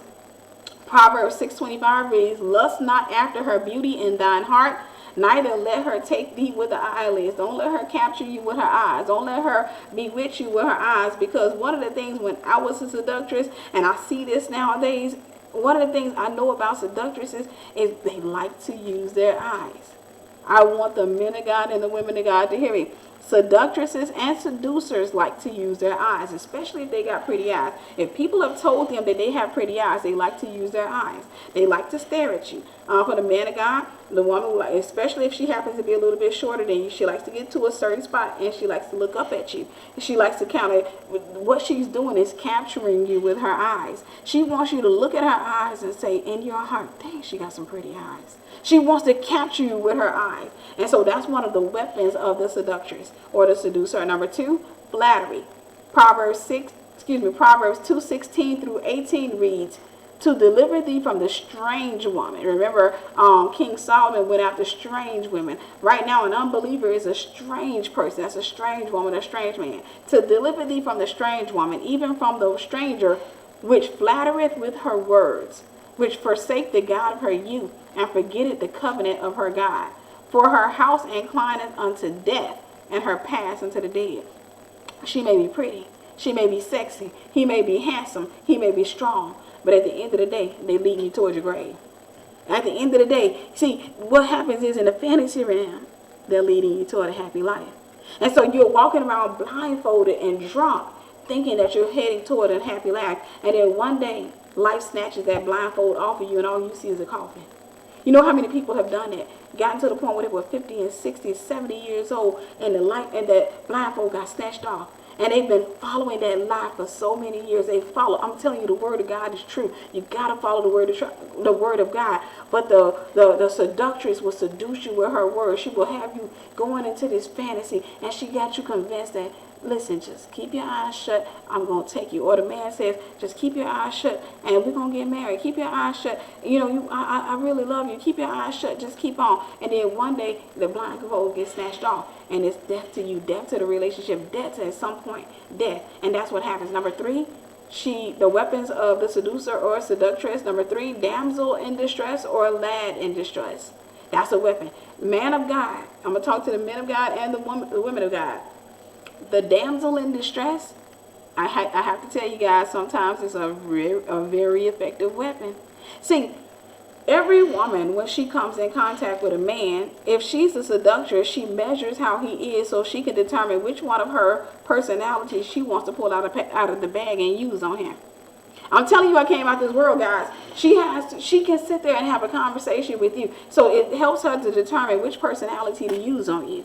Which personality. And so she has mastered personality. She's mastered, watching music videos, hanging around all different types of people. She's a creative person. She's mastered personality. So if you happen to be the kind of the nerdy, oh my gosh, I can't believe she wants me, and you're trembling, you'll see her take control. You'll see her sit up there and she'll start doing things to get your attention. She may, do things like dancing for you. She don't act nowhere near shy.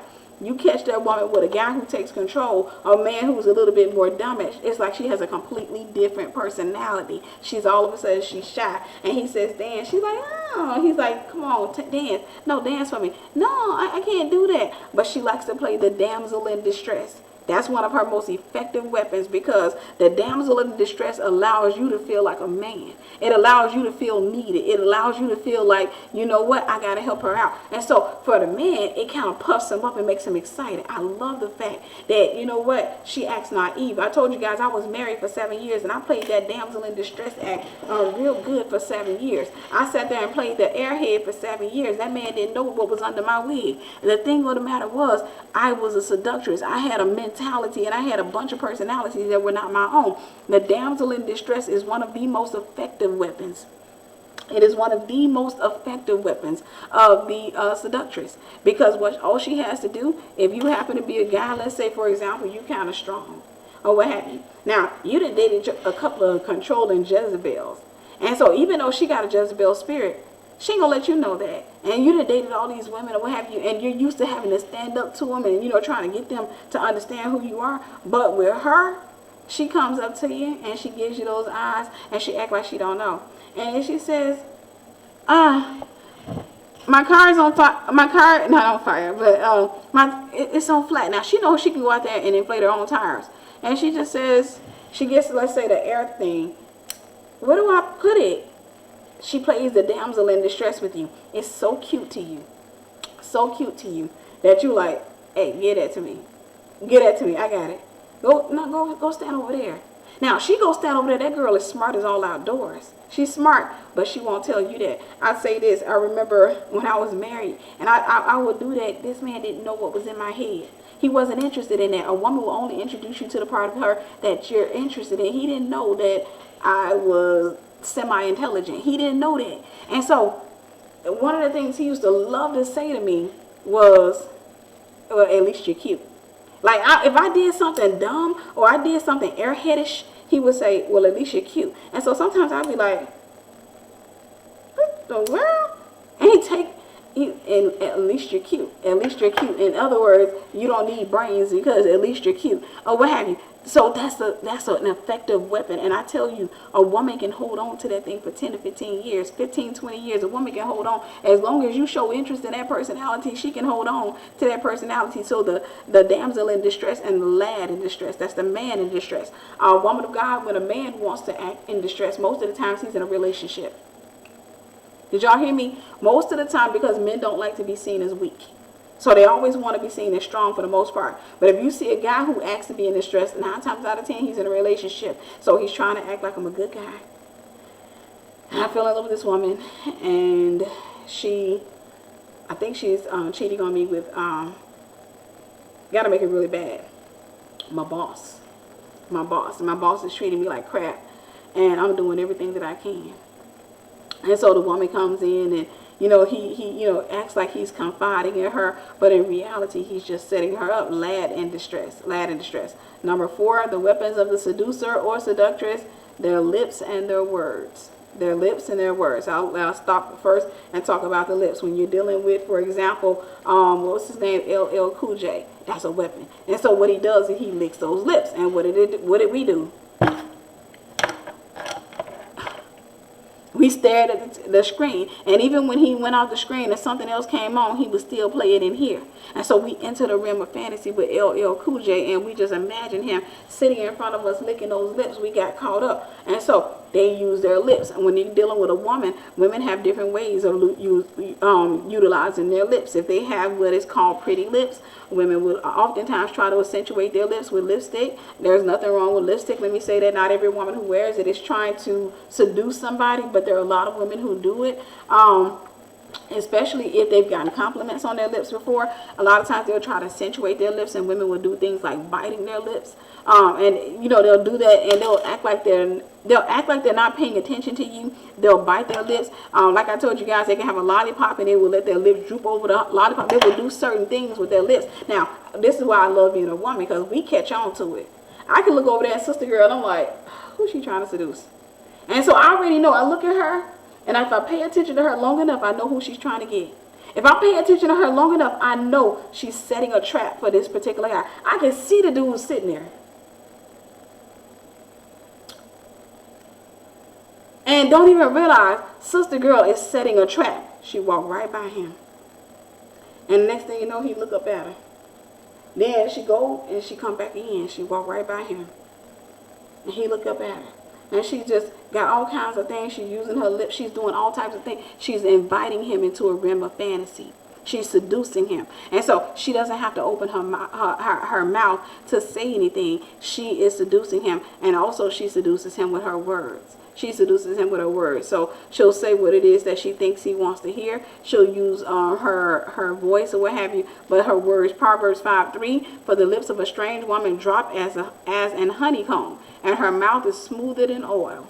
Her mouth is smoother than oil. She knows how to really to lay it on thick. She knows how to really say what you want to hear. She knows exactly what to say. She knows how to even inflect her voice. She knows how to actually bring her voice down. She knows how to alter her tone in order to get your attention. And so now when you go home, you can't stop thinking about her. You keep hearing her voice in your head. You are being charmed. You're being bewitched. Facial expressions. Facial expressions. A lot of women like to use facial expressions, especially if they don't think that you're looking at them. We see that people have been doing duck lips and doing all kinds of stuff because they're trying to. Here's the thing. This is the way it works. You have some women who are culturally and what do you call that? Culturally and for today, because beauty, you guys have heard me say this before, beauty isn't a fact, it's more so a cultural thing. It's a time thing and it's a cultural thing. And so what was considered beautiful in the 70s is not considered beautiful here. What's considered beautiful in Africa or Europe or in Asia is not what's considered beautiful here. So it's just subjective. Every culture has highlight or has features that they highlight, and they play those features on television so many times, and they impress that upon your mind that this is what beautiful looks like. You're told that this is a beautiful feature ever since you were a child until it becomes a fact for you. It becomes a reality for you. And so every time you see somebody who has those features, you automatically write them off as beautiful. And so a lot of times when you're dealing with the seductress, they use facial expressions. Let's just say that they're culturally cute. In this time they're considered beautiful, what have you, and so they know they can kind of contort their face and do a lot of different things, and they're still cute, and so they like to just kind of mess around with their face, and sometimes they'll use facial expressions that you would normally see people making when having sex, and I've seen women do that. They can sit there and act a certain way, but they're trying to bring you into a fantasy. They're trying to plant something in your head. Number 6, fragrances. That's one of the things. Remember the woman who, when she caught the guy out in the street and she said, I have perfumed my bed. Seductresses like fragrances. Let me say this. I'm a person who likes fragrances. Every woman, I'm pretty sure, or most women like fragrances, but seductresses like them for a different reason. When you're dealing with a seductress or a seducer, they like it because they want to seduce you into a fantasy. It becomes this thing where if they're not in your presence and that smell hits you, you associate that smell with them. So whenever you go somewhere, you smell them and you can't stop thinking about them. You can't stop thinking about them. How many times I remember I had this ex, he would wear, I'm thinking the name of that cologne was Aspen. That was back in the day, so don't laugh, but I think it was Aspen. And so I associated that smell with him. Even when we broke up, every time I would smell that smell, I would look for him. I will look for him. And so that's what the seductress likes, or the seducer likes. They like to come around and have a scent. And because what they're trying to do is leave an impression on your mind. So every time you see that or you smell that scent, you begin to think about them. Number 7, music. Seductors or seducers and seductresses like to use music. Let's face it, we are in love with the sound of a charmed man. We are in love, ladies. We are in love with the sound of a charmed man. This is why the song Kiki is taken off. Women want to believe that they can tame the untamable and whip the unwhippable. And so let me stop for a second, and I don't know if it'll allow me to, well, I'll do it from my phone. Y'all know I like to be a little bit dramatic. I've never really listened to this song. I've heard I've heard it played just looking at people's videos and stuff like that, so it rings in my head. But I've never really listened to the song. Okay, give me a second. And so I want to show you, ladies, we are in love with the sound of a charmed man. We're in love with it. We love it. We love the idea that we can charm a man so much that he can't stop thinking about us.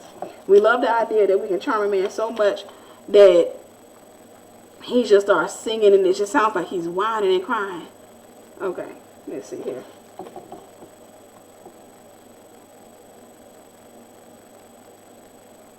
Give me a second. All right, I'm assuming it's the right one because it's got a lot of views. It's the first day of school and all through the house. We're dressed for success. About Video to head will out. play after ad. Kevin, forgetting something? On homework, field trips, projects, and tests. Happy school Y'all to all. forgive me. Make this one the best. Score the perfect pair for their best year yet at Famous Footwear.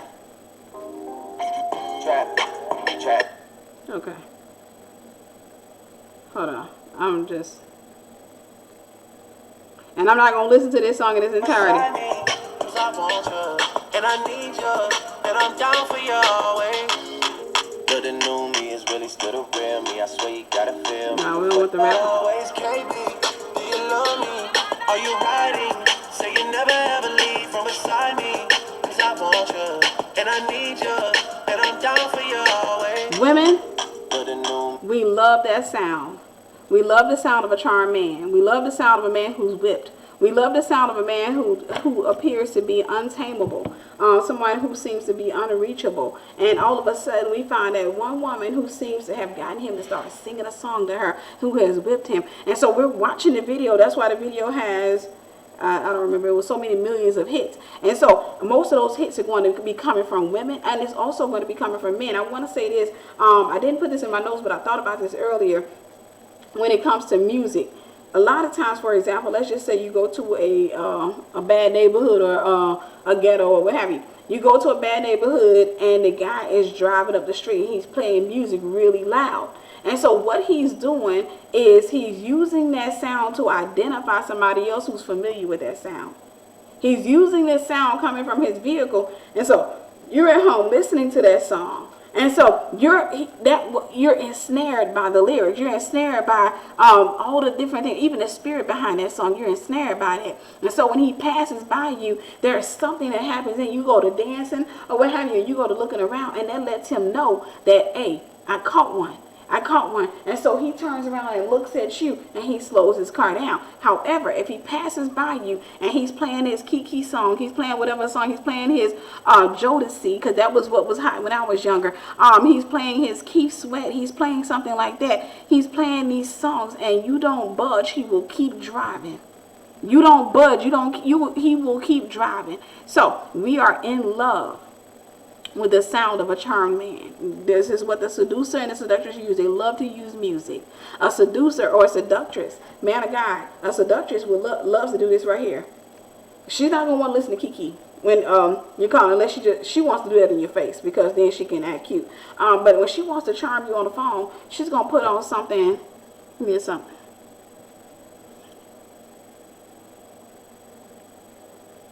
She's going to put on something depending on what it is that she feels like she wants. Let me see.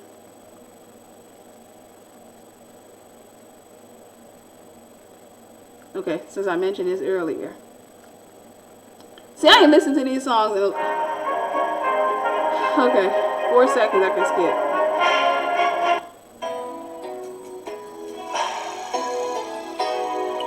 yeah, come inside. This is what she's going to get you with right here. See, this is why the devil didn't want me to get saved. This is why those of you who are like, the devil don't want you to get saved, because you can expose the secret. She gon' Tonight is your night for the rest of your life. So just lay back, relax, and listen. There's something in your eyes, babe. It's telling me you want me, baby. Tonight is your night. Okay, again, some of y'all got caught up right then and there because that song's still in your spirit. But she's inviting you into a fantasy. She's pulling you in. And so when you call her up on the phone, and she takes it takes her a whole 2 minutes no, she had to cut the song on. She put it in the middle of the song. I'm going to put that secret out there. She put it in the middle of the song to act like she was already listening to it. And she pick up the phone. Hey, what you doing? Nothing, just sit here.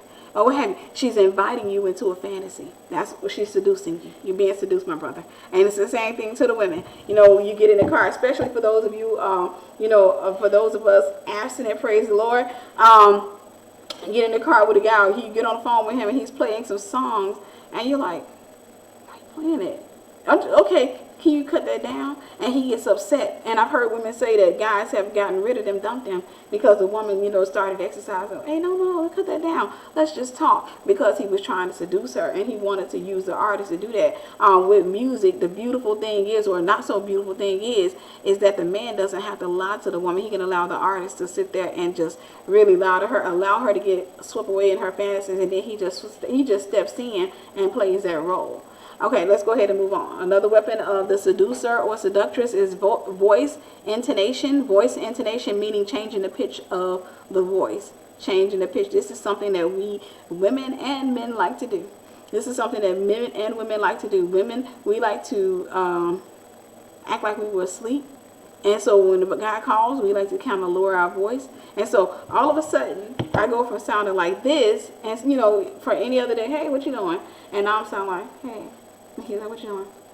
Out there. So now I done lowered my voice or what have you, and now I'm trying to put on my sexy voice. And that's what the seductor and the seducer, because they're trying to invite you, and of course men do it as well. Number 9, clothes and makeup, aka costumes and masks. Clothes and makeup, aka costumes and masks. Of course, again, guys, you know I've said this before, I am not against your wigs. I'm not against your makeup. I wear makeup and I wear, these are braid extensions. I'm not against that. I am against it when it becomes a thing of where you're hiding yourself, when you don't like your own face, so you don't even look like your own self. You're over here, you're constantly changing costumes trying to get somebody. You're constantly changing costumes, and that's what the seductress will do. As a matter of fact, a woman can get into a relationship as a seductress, and let's say her husband starts cheating on her, because guess what? He starts sobering up. That's what happens when you invite a person into a relationship. It's a lie. The relationship is a lie. The man came into a relationship expecting, you know, it was going to be this high-pitched, this, you know, honey love type deal or what have you. Then he starts sobering up. And so this reality of this world that you cast is not the real world. And so this guy sits up there and he gets into a relationship with this female, and all of a sudden he starts sobering up. And so the female, fearing that she's about to lose her man, will go, if she has long hair, she'll cut her hair off. She'll go first, she'll change the color of her hair. That don't work. Finds out he's still out there doing his thing, he's still not happy at home, she go cut off her hair. That don't work, she go and she get a sew in. That don't work, she go and now she want to cut off pieces of her nose. Now she want to get her eyebrows microbladed. She's constantly trying on different costumes and masks, trying to get him to love her. That's one of the things of the seductress. The seductress is always, even she could be in a relationship with a guy for 15 years, she's always trying to seduce him back into the relationship. She's always trying to find a way to hold him back in the relationship. Number 10, atmospheres. This is my favorite, atmospheres. The seducer or seductress loves to create an atmosphere. So I really want to say this. Let's say, for example, you are a married woman and you got a coworker, and this is a guy. He has been treating you a whole lot better than your husband. Now, you haven't had an affair with him, but your husband is out there, and you know you think he's having an affair. He hasn't been treating you, the best or what have you. Well, a seducer will create an atmosphere for you. And so what he'll do, for example, he'll say, let's just say he's been talking to you at work, and he just says, he acts like he's been ministering to you. He just says, no, I hate treating you like that, because I think you're a beautiful woman. You're an amazing woman. You deserve God's best. You deserve this. And then he says, all right, how about this? Friday? Yeah, I mean, like you said, he likes to leave the house on Friday. If he leaves the house on Friday, do me a favor. I want you to come by my house. I'm not trying no funny business now. I just want you to come to my house, and I'm going to cook dinner for you. And so you're like, oh, okay. But he creates an atmosphere. What does he do? He lights candles. He lights incense. He sets music. He sets the atmosphere. Seductresses love to do that as well. A seductress loves to set the atmosphere. If you happen to be a married man, a seductress will set an atmosphere in the house. Now, I've told you guys this before. She can be nasty as all outdoors. She know good and well she don't keep her house clean. She know good and well that she ain't the type of person who keeps herself clean. She don't keep her appearance up. But because she's competing with somebody, her house is smelling good. She will create an atmosphere where it's easy for her to seduce you. Outside of her atmosphere, she is not that powerful, but inside of her atmosphere, she is absolutely powerful, because she can walk around her house blindfolded. And so what she'll do is she'll buy incense. She'll do different things to create an atmosphere to seduce you, to create an atmosphere. So when you come in, you don't know why. Let's just say this is a woman that you ain't thinking nothing about. You're not trying to be in a relationship with her. This is somebody you think that you're cool with. This is just a friend of yours. But when you come over into her house, it smells good. How does it feel romantic? What's going on up in here? Things start feeling, and so now your body starts to respond. See, you're in the house of, you're under a spirit in that house. And so now your body starts to respond. Why do I feel this? Well, I'm not even attracted. Why do I everything? All of a sudden she starts looking pretty. Now you weren't interested in her at first. That's that drunk mode because you're no longer sober. All of a sudden, it's just things start happening in you or what have you. Now you mess up, and then after it's over with, you sober up and you're like, oh dang, what I do? So now you're trying to have a conversation with her. Hey, listen, that wasn't supposed to happen. I'm a married man. I love my wife. I'm not trying to leave my wife and all this other stuff, but it's too late. She had already snatched you, and so she knows how to snatch you. She knows what to do. She knows when to get you. She knows that right now. And so again, they like to use atmospheres. They like to use atmosphere. They like to set atmospheres. If they're in a different atmosphere other than their own, they'll try to create an atmosphere if you allow them to. But they're not witches and sorcerers and seductresses love to bring you in their atmosphere. They love to bring you into their house because they've already set everything up to basically ensnare your tail. Number 11, channeling. Channeling. Seducers and seductresses channel whatever personalities, aka familiar spirits, that they believe their prey is more bewitched by. Remember, I told you she got a bag of tricks. She got a bunch of different personalities, and based on your personality, she knows which one to use. I'm telling you guys, I say this, I'm gonna say this again. I came out of that world, and so when I was in that world, if you happen to be shy around me, I had fun with you. I had absolute fun with you. And it was the same thing with my friends. If you happen to be the type of guy, you ain't never seen a woman, lingerie, anything like that. You happen to be the type of guy where you just haven't had that many. Oh, you were fun. You were absolutely fun. What have you? If you sweat when you see a woman, you were absolutely fun. But if you happen to be a type of guy where, you took control, then a woman says that she went into submissive mode or what have you. And so when you're dealing with the seductress, she tends to channel different personalities based on who you are at any given time. That's going to determine who she is. Who you are at any given time is going to determine who she is at that time. Number 12, their bodies. This is the most obvious one. The seducer and the seductress like to use their body. They like to show off their figures. They like to oil up their bodies, and they like to create a naked or an undressing illusion. They like to create a naked. And so right now you'll see women, for example, they'll put oil all over themselves. And that's to give off the illusion that they're oily. That's to give off the illusion, that I'm fresh out the shower, what have you. You see women, they like to wear really, really short clothes. And so it's to show you their thighs. Some outfits are designed to give you either the illusion that the woman is naked or that she's about to get naked. And I'm not against these shirts, but even the shirts that drape around the arm, they're designed to give the illusion that her clothes are falling off of her, or what have you. And so when somebody's trying to seduce you, a lot of times they'll put on stuff like that because they're trying to give you an illusion. They want you to get caught up in that to the point where you're just like, I just want that, I want that to fall on off. I want this to happen. It's just about an illusion. They like to use their bodies. And I'll say this, and then we're almost done, guys. We're going to get ready to close in about a minute or so. Well, a couple of minutes. Give me about 10 more minutes. But I'll say this story. I was married, and I was in Germany. And I remember there was this girl. She had a crush on my ex. And we were at my ex-friend's house. His friend was married. And his friend was married, and his friend's wife had a sister. And his sister had a crush on my ex. And I could tell. Even though they didn't speak English, she had a crush on him. And, women, we could tell that, what have you. I could tell the different things that she was doing. But I'm not the type of person that get offended by it. It's always funny to me.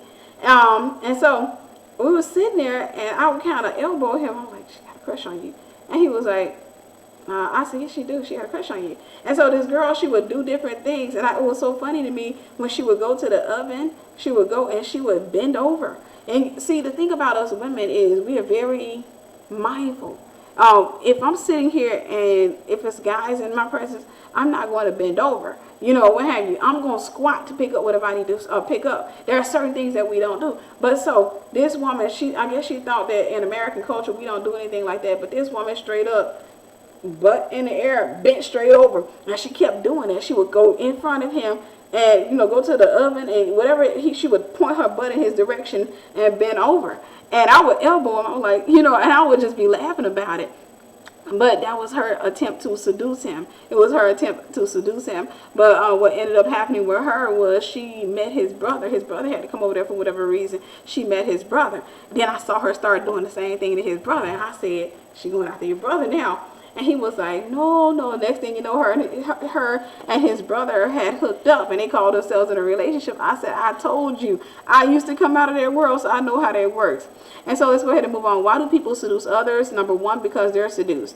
When Eve was seduced by the enemy, she became a seductress, and therefore she seduced Adam.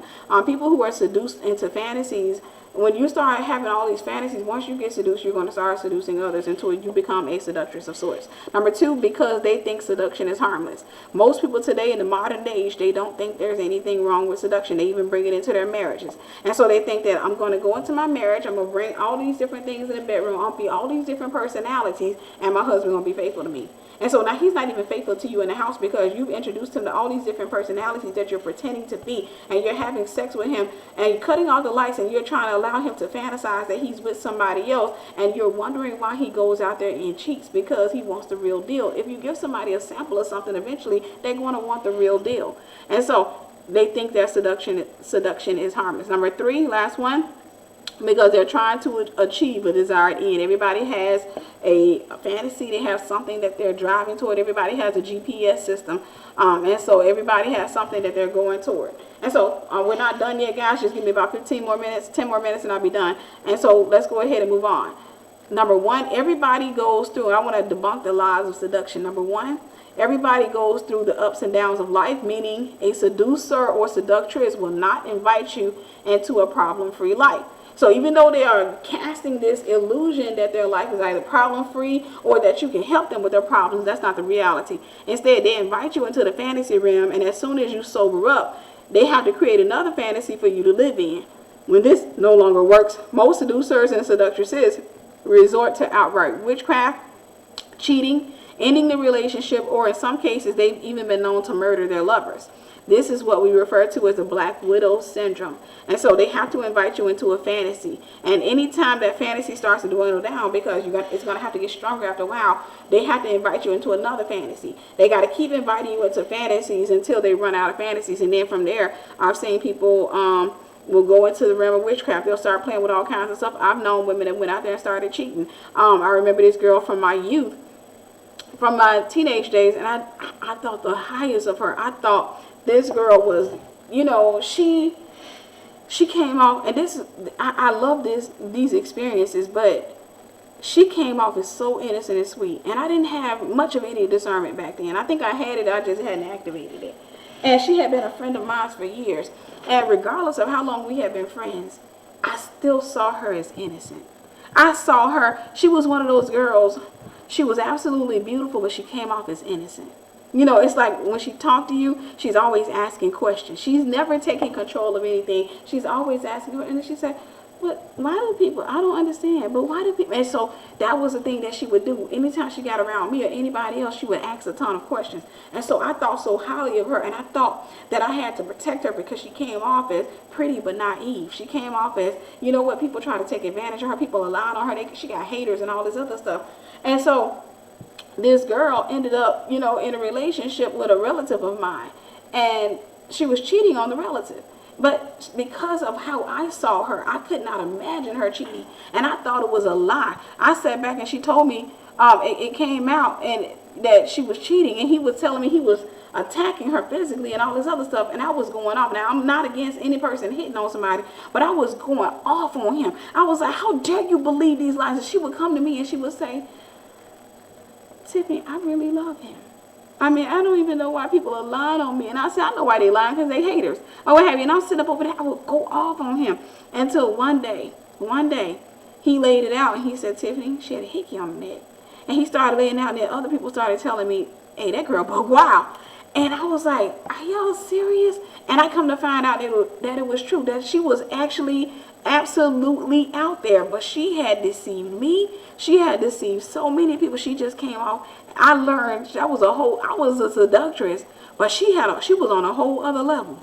That girl mastered that thing. When that girl had that thing down pat, where she can come and play that damsel in distress. I don't even trust that no more. I see that. I'm just like, yeah, devil, I see you. I already know you. What have you? But again, we go through the ups and downs of life. They're not going to invite you into a problem-free life. They're going to invite you into a fantasy. They're going to get you caught up, and then they have to keep on manipulating things to hold on. And so this particular girl, whenever she started falling out of love with my cousin, or whatever, things started dwindling down, she would go and just get with somebody else. That was her way of trying to stay high. Number 2, people who live in the realm of fantasy have more dreams than they have substance. For this reason, they make a lot of emotionally charged decisions. When I mean by substance, I mean wisdom, knowledge, and understanding. And they may know a few things here and there, but they have more fantasy than they have dreams. Or they have more fantasy than they have substance. And so for them, they can charm the crap out of you, but they can't have too much of a conversation with you without sounding stupid. I hate to say it that way, but number 3, people who live in the realm of fantasy are more prone to thoughts of murder and suicide, especially when a relationship begins to show wear and tear. We understand that every relationship is going to show wear and tear, but people who live in the realm of fantasy, they're really sensitive, and remember we talked about they're creative in most cases, but they're really sensitive, and for that reason they really don't know how to deal with reality too well. They do better in the realm of fantasy, but anytime you begin to bring them back to reality, they'll blow your brains out, because they feel like if you just let me stay in this fantasy, and what I had for you and I, plan for you and me was good. I just imagine us on this island, and we're sitting here and we're just walking around and we're in love every single day, and we're eating coconuts, and we're just holding hands, and we're slow dancing, and we're just getting lost in each other's eyes, and we're just living this fantasy out. And so that's their thing, and they want to live that fantasy all the way out. But when you start coming and you're just like, hey, listen, that's not real life. We're having actual problems that you're ignoring. We're having actual problems that you don't want to deal with. Every time I bring them up, you talk about something else. We're having actual problems. And so people like that, they're more prone to murder and suicide. That's the guy that feels like, well, you know what, if I can't have you, nobody else will. That's the guy who will blow your brains out. Again, every relationship has wear and tear, but wear and tear when you're dealing with somebody who lives in the realm of fantasy is absolutely terrifying. Number 4, people who live in the realm of fantasy are more likely to cheat than anyone else. That's because they happen to be super sensitive and they want to stay on cloud 9. And when things begin to level off, they're going to go out there and get in a relationship with somebody else who's going to take them up. Number 5, seducers and seductresses are very skilled liars who pride themselves on their ability to deceive others. They'll usually abandon their relationships once they are found to be manipulative and deceitful, because they get more pleasure from deceiving their lovers than they do from actually being with their lovers. You ever seen a person like that? And I like to go back to the woman, because I've seen this happen where the woman comes off as really innocent, really sweet. I mean, you meet her, you don't think she can hurt a fly. She can't hurt a flea. You just think she just happened to be really, really sweet. And so she'll sit there in a relationship with the guy, and the guy's accusing her, and he's telling the truth. He's saying, you know what, you was out here, you don't, and she's just like, and she looks so innocent. You getting mad on her behalf. You back there like, man, you got a good woman, you got a pretty woman. Look at this woman, and you up here acting like that, and she's just sitting there, and she's like, I was out with my girls. No, and he's like, okay, which one of your girls? I was out with Tasha. I called Tasha. Tasha said you. What? Why would she say that? Tasha said you want. Dude, she said she was with Tasha. Tasha's a hater. And so you believe her or what have you. For her, the strength of her relationship is the fact that she was able to manipulate that man. But the minute he starts to more realize who she is or how she is, the more she's going to start pulling away from him, because she loves the fact, for her, it was about being able to charm him and lie to him. The relationship strength was in the fact that she can manipulate and lie to him. That was the strength of her relationship. But then when it gets to the point where he sees her for who she is, he sees the real her, she'll exit the relationship. She don't want to be with him anymore. She'll completely avoid him. She'll go, and people be, he'll be like calling her mama house and all this other stuff, and she'll be I don't want to talk to him. I don't want to talk to him. And he's confused. He's like, all right, tell her I'm sorry. Tell her I'll do anything. And she's like, I don't want to talk to him. It's not that she's mad at the guy. The issue is that she can no longer deceive him. Like, he sees her reality, and she does not fare well in the realm of truth. She does not fare well in the realm of reality. So she's no longer able to take him up into the fantasy anymore. So for that reason, she doesn't want him. Let me go ahead and move on.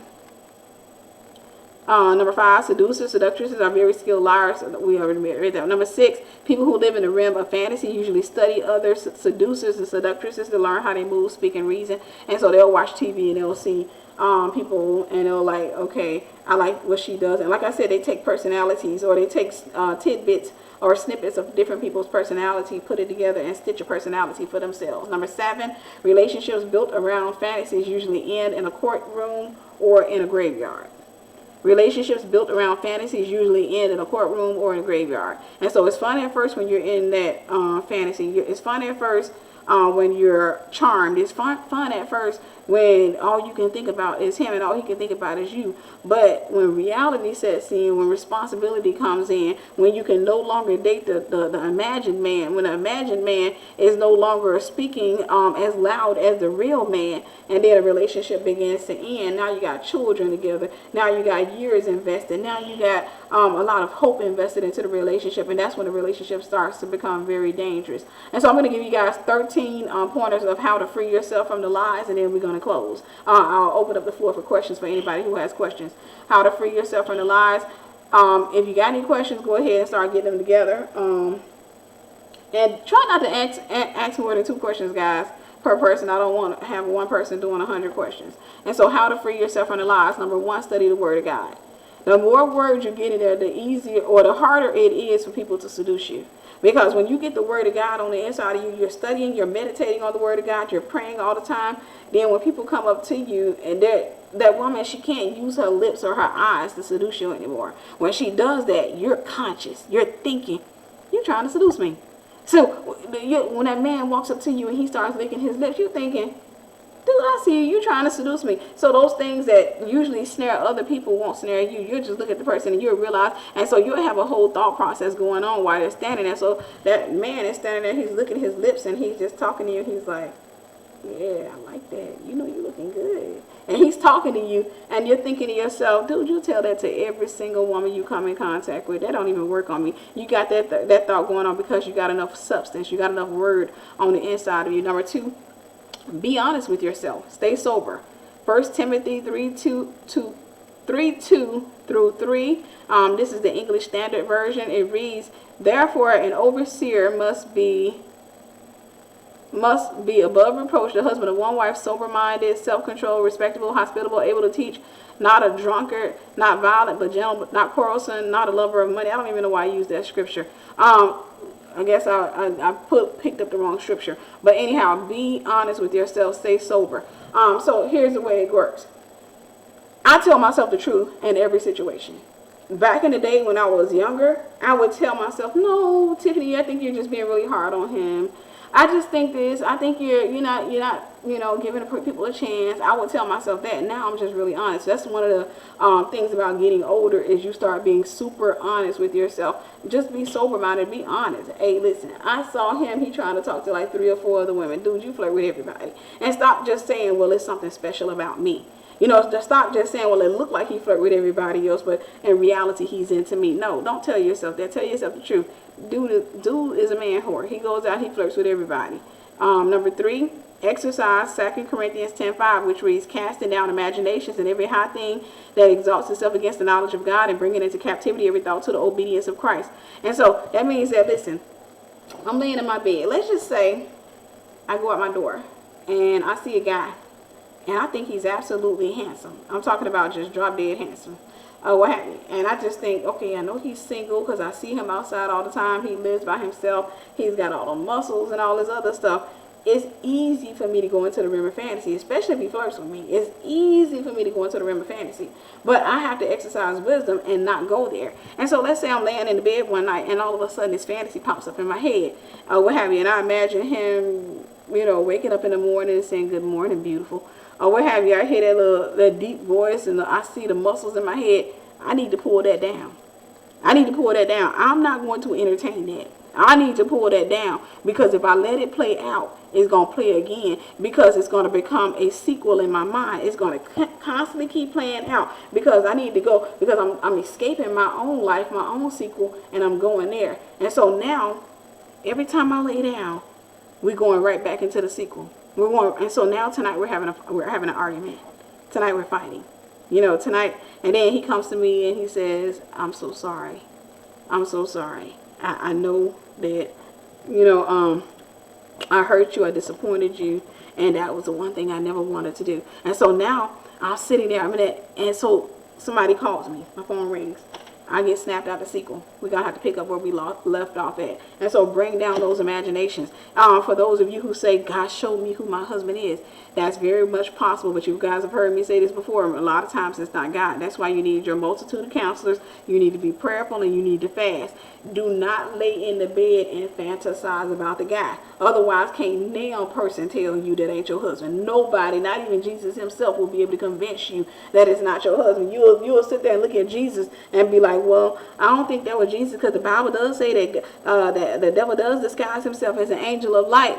Jesus walked into your room, you had an encounter, and now you're sitting here and you still don't want to let go of that. So don't sit there and imagine it. Pull down those imaginations. I do not allow myself to go into the fantasy realm in regards to any man.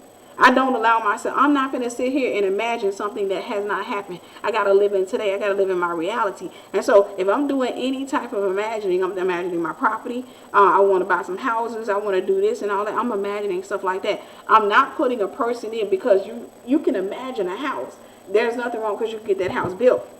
But I can't build somebody's personality. That's witchcraft. I can't mess with somebody's will. That's witchcraft. And so for that very reason, I don't allow myself to go into a place where I start to imagine how a person is and how they're going to be. Am I tempted to think like that? Yes, I'm human. But at the same time, even when the temptation comes, I have to pull it. I have to pull it down. I'm like, I'm not going there. And I'll actually speak out loud to that thing. I'll be like, lie, lie, lie, lie. You know what? I'm not entertaining you, devil, or what have you. I'll speak out loud to that thing, because I'm not going to go into that realm. I understand how ensnaring can be. I was a young woman, and I lived in the realm of fantasy at one point. I sat back just like every other woman. I dealt with it strong. And so I know what it can do to you. It can kidnap your time. It can rob you of your peace. It can rob you of your reality. It can make it hard for you to determine between or differentiate between reality and fantasy or what have you. And so, again, cast down imaginations and every high thing that exalts itself against the knowledge of God, and bring into captivity every thought to the obedience of Christ. Number 4, don't meditate on your fantasies. Don't play that again and again and again. You know what you saw? The guy the other day, he was looking at you, and you caught him looking at you. You went out there and you were getting ready to go for your jog, and you looked over there, and he was getting ready to go for his jog, and he looked over at you, and he gave you some type of look. And now that look is kind of trying to steer his way into your mind. Don't meditate on that. Don't meditate on that, because next thing you know, that look, that still image is going to start moving in your head. It's going to start moving. You're going to start having a conversation with yourself using that imagination of him, that imagined him. And it's going to be from your voided place. It's going to be your voice that basically step into his body and your mind and start speaking back to you. And you're going to fall in love with that. You're going to fall in love with that. And you're going to be wanting to get with that. Number 5, don't feed the fantasies. Don't feed the fantasies. That means, listen, don't meditate on them. Don't try to act on them. Don't feed your fantasies. Whatever you feed will grow. Whatever you starve will die. And so you want to pull them down. Number 6, be accountable with your thoughts to God and to your multitude of counselors. One of the things I found to be very effective for me is I'm very honest with God. Whatever thoughts I'm having, whether good or bad, I'm honest with God. I pull them down if they ain't right. I'm going to wrestle with them. I'm going to fight them. I'm going to decree the word of God over them. I'm going to fight with those thoughts. And so if I'm still playing with those and I'm still having trouble pulling them down, then I have a multitude of counselors. And so I can reach out to a multitude of counselors and say, okay, so there's this guy. And I don't have a guy in my neighborhood that I'm looking at, but it's just an example. But I can say, there's this guy in my neighborhood, and he's been checking me out, and I've been checking him out. And so every time I lay down, every time I start relaxing, he pops up in my head. And so if I'm talking to my multitude of counselors, especially if there's some men there, they're going to start really dealing with me. They're going to say, has he paid you any attention? Has he did this? Well, that's clear that he's not into you, or he might be married or something like that. And so they'll help me to start to see the reality and not so much be so caught up in the fantasy. Number 7, don't listen to music that seduces you. Don't listen to music that seduces you. You know, guys, know I'm being dramatic again. Okay. Don't listen to anything that's going to take you into the realm of fantasy. Give me a second. All right, here we go. We back. You don't have to ask for nothing.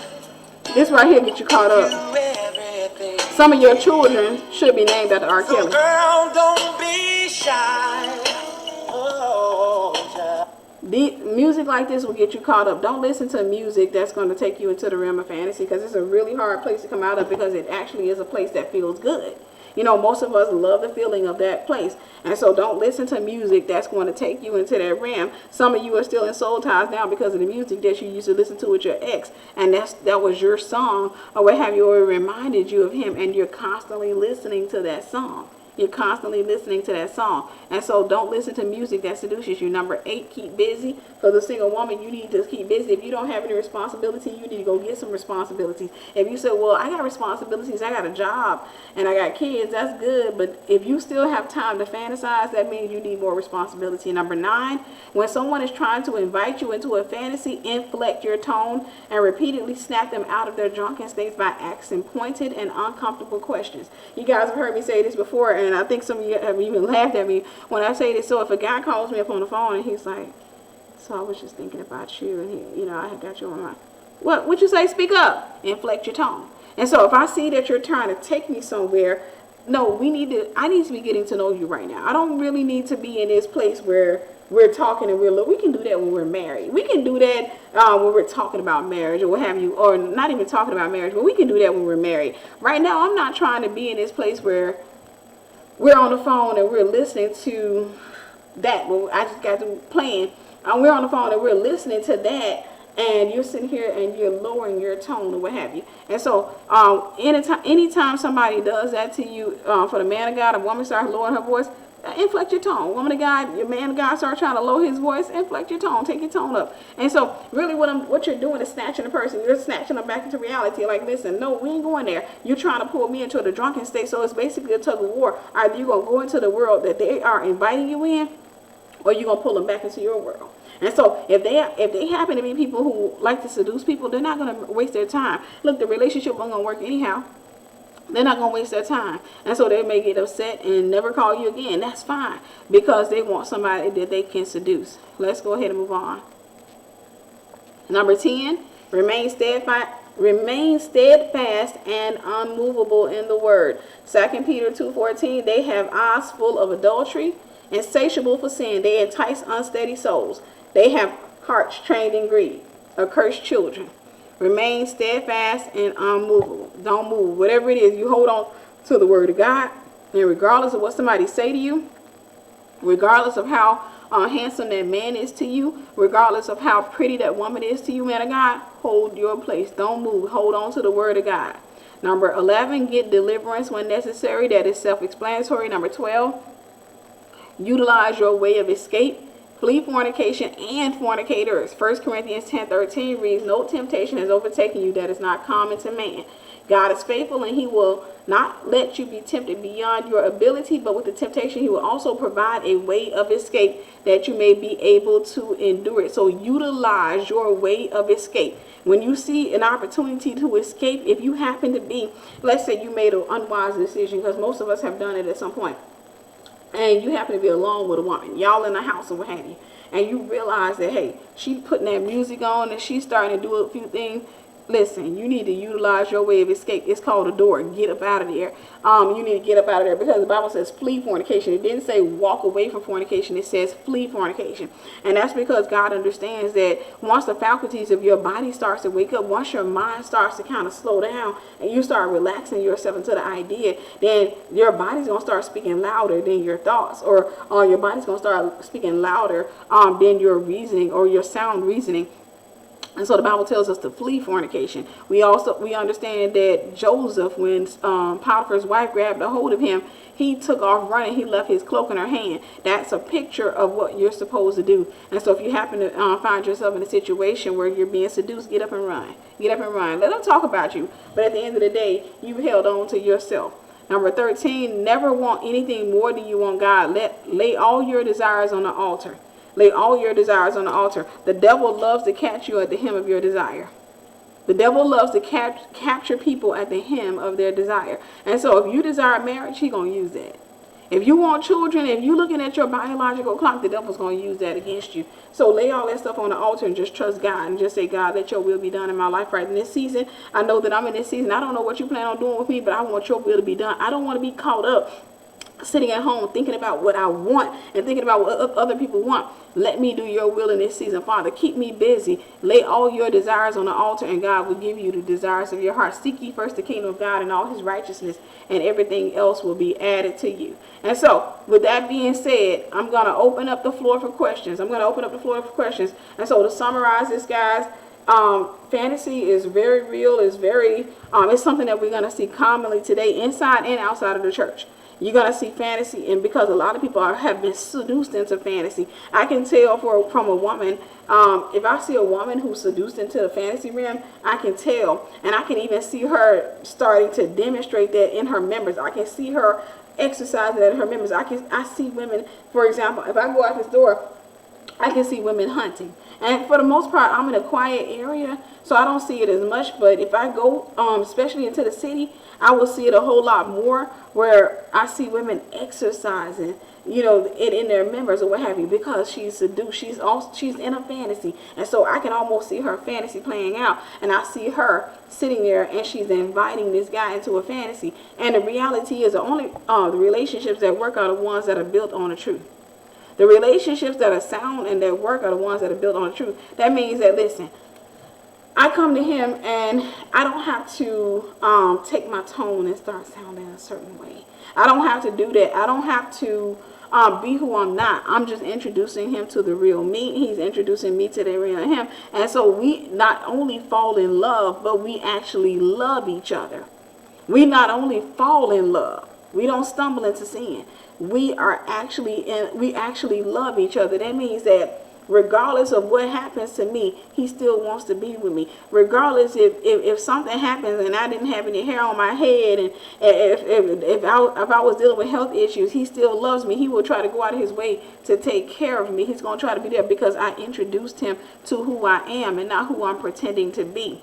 I introduced him to who I am and not who I'm pretending to be. And so if you introduce people to who you're pretending to be, if you introduce them to the decorated girl, the girl who got the bigger than life personality, the girl who is subjecting him to her eyes, the girl who is playing the music in the background, if you introduce him to that girl there, then what's going to end up happening is he's going to fall for that girl. But when he starts to meet the real you, he's not going to want to be with you. And that's the thing behind most failed relationships. I'm going to do a teaching real soon about failed relationships to help some of you to get free from those relationships in your life that failed, so that you can better understand that, hey, you're just as at fault as the other person. Even though he may have cheated, he may have hit you, or I say hit it. He may have hit you. He may have cheated.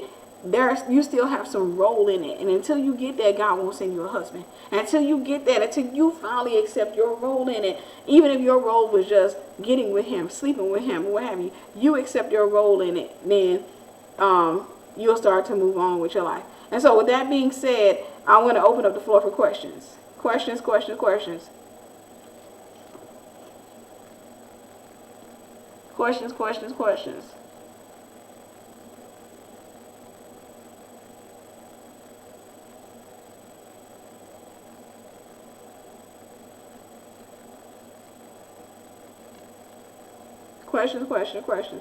I should have bought me something down. My contacts are drying out really bad. I'm waiting on the questions to come in, guys. I'm going to give you a couple of minutes, and then if I don't get any questions, I'll close out. You mean what are the Israelites? You mean the black Israelites? It's a religion. If that's what you're asking, that's a religion, a false religion. Is it fantasy for a wife to portray as a girlfriend?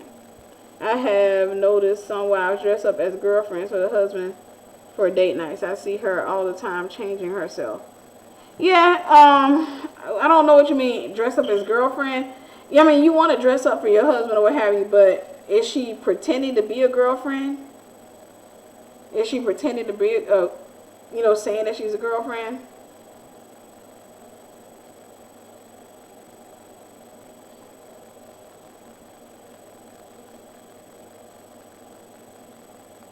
Okay, I'm waiting on the answer to that question before I can go to the next one.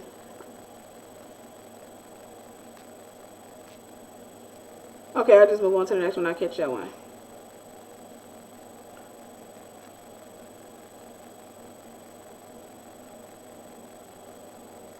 Okay, let me go. We got some. Okay.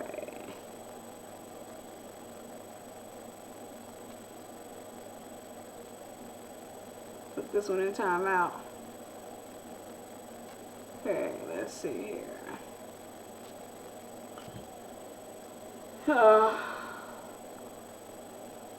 Tiffany, recently through the FB instant messenger, I've had this guy who I feel has been deceiving me. Yeah, it's easy to deceive you through messenger. That's why you want to make sure that you're meeting people. Yes, in my pictures I do have seductive poses, and when I'm in church or giving the message, he pops up. Yeah, I will take down the seductive pictures. They shouldn't be a reflection of where you are today. So I would just pull those down or what have you, because if you have something seductive out there, that means you got a lure. And then so you're with the lure is gonna come people who are gonna bite the lure. And even though you can say, well, that's not me today, the lure, the bait is still there, and so you want to pull that. Why does God create us human and not just spirit? Well, God is a spirit, and He did create us. We are a spirit, but in order to live in the realm of the earth, we had to have a body.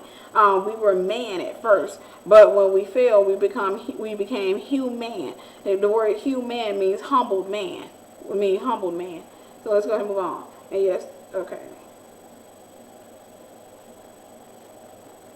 Yeah, and it sounds like that's just you can't seem to break the lure. That's because you're entertaining the fantasy. So get out the fantasy and just tell yourself the truth. It's not a thing where you have to do like spin around 3 times and pray and cry and fast and stuff like that. It's like Nike said, just do it. I mean, you have to sit there and say, you know what, that's not my husband, and then block him. You have to do it. I had to delete a site. I told you guys I had a site some years ago that promoted hip hop. And the Lord rebuked me. Oh, He rebuked me. He tried to get to me, and I just wouldn't listen to Him. I didn't want to believe that was the Lord dealing with me until I had a rapper to reach out to me and say, hey, the Lord's been dealing with me to delete my stuff. And so long story short, I was like, yeah, He's been dealing with me too. And so in that moment, it was a heightened moment. I knew if I didn't delete the site, because the site was getting popular. I had probably about 100 people on that site. The site was getting momentum. I had all these up and coming artists on there. They had a bunch of really catchy songs, and I was sitting up there, and I had models on the site. I just didn't want to let the site go. And so even though the Lord kept telling me to let go of it, I couldn't. I just didn't want to. And so while I was on the phone with Him, I utilized that moment. It's important. I utilized that moment where I felt my faith coming up. I utilized that moment where I was like, yeah, I know that's God. And I told Him, I said, well, I'm on the phone with you right now. I'm going to do this. I'm going to do it. I'm going to delete this site real quick. And I'm going to delete it in a way that I can't recover it. And that's what I did. I utilized that moment. And so you're in a moment right now. Utilize the moment. Go block them. Utilize that moment. Go block them. And so when the temptation comes to bring them back, don't give in to the temptation. Why men tend to wake up when it's too late? I don't men do that. Oh, okay, I get what you're saying now. You're saying at the end of a relationship, yeah, a bad person, it's not that they're waking up, it's just that they're trying to bring revival to the relationship. If you're in a relationship with a guy and he knows he's not good and he knows that you're a decent person, then yeah, he'll dog you out. And because really what he's trying to do is he's trying to get you acclimated to the world that he wants. He has a fantasy going on. And so in his fantasy, he has his other girlfriend. He has, this, and you're not arguing. You come home and You clean, you don't say a word. You just go ahead and accept what he's doing without having to see it, without, it becomes something that's just not spoken of or what have you. That's his fantasy. Why are you fighting with me? And then most of the time he may come across somebody who's actually living it. And so he starts getting upset. And so what he does is he punishes you for not giving him that fantasy. So he doesn't want to come home half the time. He's argumentative. He's leaving all the time. He's threatening to leave you because he's trying to get you to bow down to that fantasy, to get you to come into that fantasy of his. And so when you stand your ground and you make it clear, then you get to the point where you start moving out the relationship and he realizes that, then of course he's going to come back and start acting humble because he's saying, no, I'm not ready yet. I thought I was ready for us to end, but I'm not ready yet. So I got to figure something else out. Doesn't mean he's going to stop cheating. It just means he's saying, I need to figure something else out. But that's not all men. That's just men who are not saved. So you want to let God renew your mind so that you can wait on the husband who has a renewed mind and he doesn't think like that. And so where you are right now, you're just dealing with a whole bunch of guys who think like that. Can I break the pull he has on me? Yeah. Okay, let me show you this. I want to get something that I don't have anything because alright. You see this piece of paper? I've already torn it. Okay. I had to rip it today. Alright. So, this is what I do. See how quick that was? It's quick. I understand a soul tie takes time, but if you haven't been in a relationship with him, it's just fantasy. It's as quick as this right here. It's as quick as, I don't want it. Lord, I ask in the name of Jesus that you break that ungodly soul tie that's developing between me and him. Father, I block him. I get him out of my life. Father, I pull myself down in the fast. It's simple. We complicate things we want things to be a process of somebody laying hands on us. We want it to be, having a conversation with the person. We want to have a different type of process, but the process is simple. It's really simple. And the thing is, the fantasy, the attraction may not lift immediately, but you don't have to act on the fantasy. So I can be doing this and blocking the guy, but I'm still attracted to him. I blocked him and I'm attracted to him. And so when the thoughts come in, I'm pushing them away. Eventually my attraction is going to leave. Eventually I won't be attracted to him anymore because I'm pushing that stuff off of me. I'm pushing it away from me. But if I entertain it, I'm going, oh yeah, I'm going to want him. If I entertain it, if I sit up there and I think about him, if I look at him and now I done smelled him, I got a scent that I associate with him. If I entertain that, then it's going to be real hard for me. And so you have to break that. You have to pull it down. You have to, you can say to God all day long, God, help me out of this. And God looks and he's like, I see you in a pit, but there are steps in that pit for you to just walk on.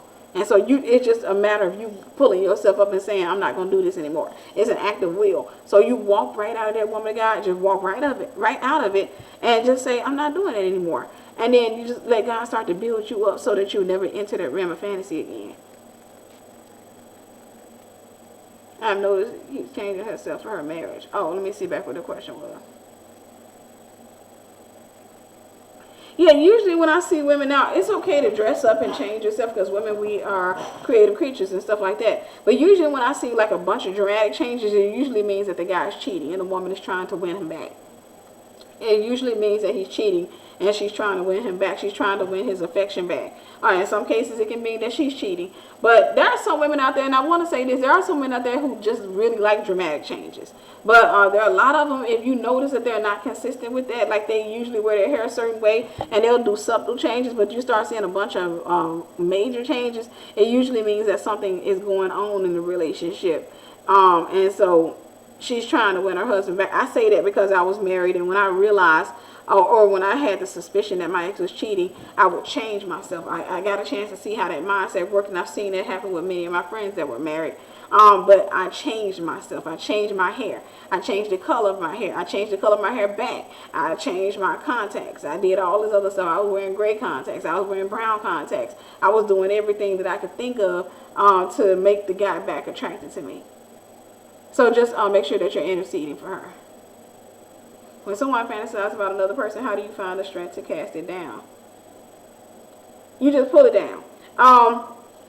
If I'm fantasizing, and I'm a woman just like anybody else, if I'm fantasizing about, when I lived in Florida, for example, I told you guys there was a time where I had a flash of this guy. And I don't think I had ever seen this guy before, but it was just like this flash of this brown skinned, beautiful guy. And in a real quick moment, I thought to myself, I think I just saw my husband. Because this is a random flash in my head of this picture, and I'm just like, oh, he's absolutely handsome. I mean, and so from there, I started imagining, intentionally imagining this guy or what have you. And I would think to myself, because by that time I realized that God had called me to Georgia, and I was already planning, like I think I was saying, like a year I was going to move to Georgia. And so I was always thinking about this little square-headed, brown-skinned dude. I did that for probably a week, or I don't know how long I did that. But long story short, I entered that Rim of Fantasy, and I had to tell myself, you minister to women and tell them not to do this. I started praying. The Lord started getting my attention. I had to pull myself out, even though I enjoyed, just really thinking about talking to this guy. I enjoyed thinking about that, just escaping my own reality, or what have you, escaping my own bills and problems. I enjoyed escaping it. I had to bring it down. I had to break up with the dude in my head. I had to break up with him, and I had to say, hey, if that's my husband, if that's what my husband looks like for real, God put that vision in my head, I'll see him at some point. But I had to end the relationship with the vision. And so when I went to bed, even though I still wanted to think about, because for me, I like to think as I go to sleep. My mind rarely ever shuts down. And so I was sitting there. I had to pull the thought down. And I had to get to the point where, even though I was laying in that bed and I was thinking, I see the flash, I want to engage it, I had to allow it to remain a still image and completely ignore it. I had to completely ignore it. And so I would intentionally put other thoughts. I would think about, okay, I need to write this book. This is the content for this book. I need to do this. I need to do that. Or what about my move? I would intentionally override the thought with something else. And so I started to war against those thoughts. And that's what you have to do. You have to fight against them. You have to fight against them. And the Bible says to pull them down. And so exalt the word of God over the thought. Oh, you're most welcome to this. Do you have to ask your pastor for permission before going to minister at another church? I do, because I like to be accountable. If you're a pastor and you want to be intentionally pastored and wrong, then it's a good thing to, I won't say ask for permission, because one thing about it is, like, the way my leader has it set up, I can go to him and I can submit it wholeheartedly, or I can be accountable.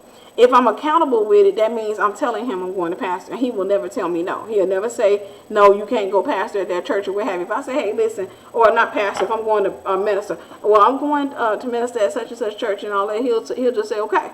And he'll cover me. But if I really want to be submissive, if I'm trying to grow under his leadership, then I'm going to submit it.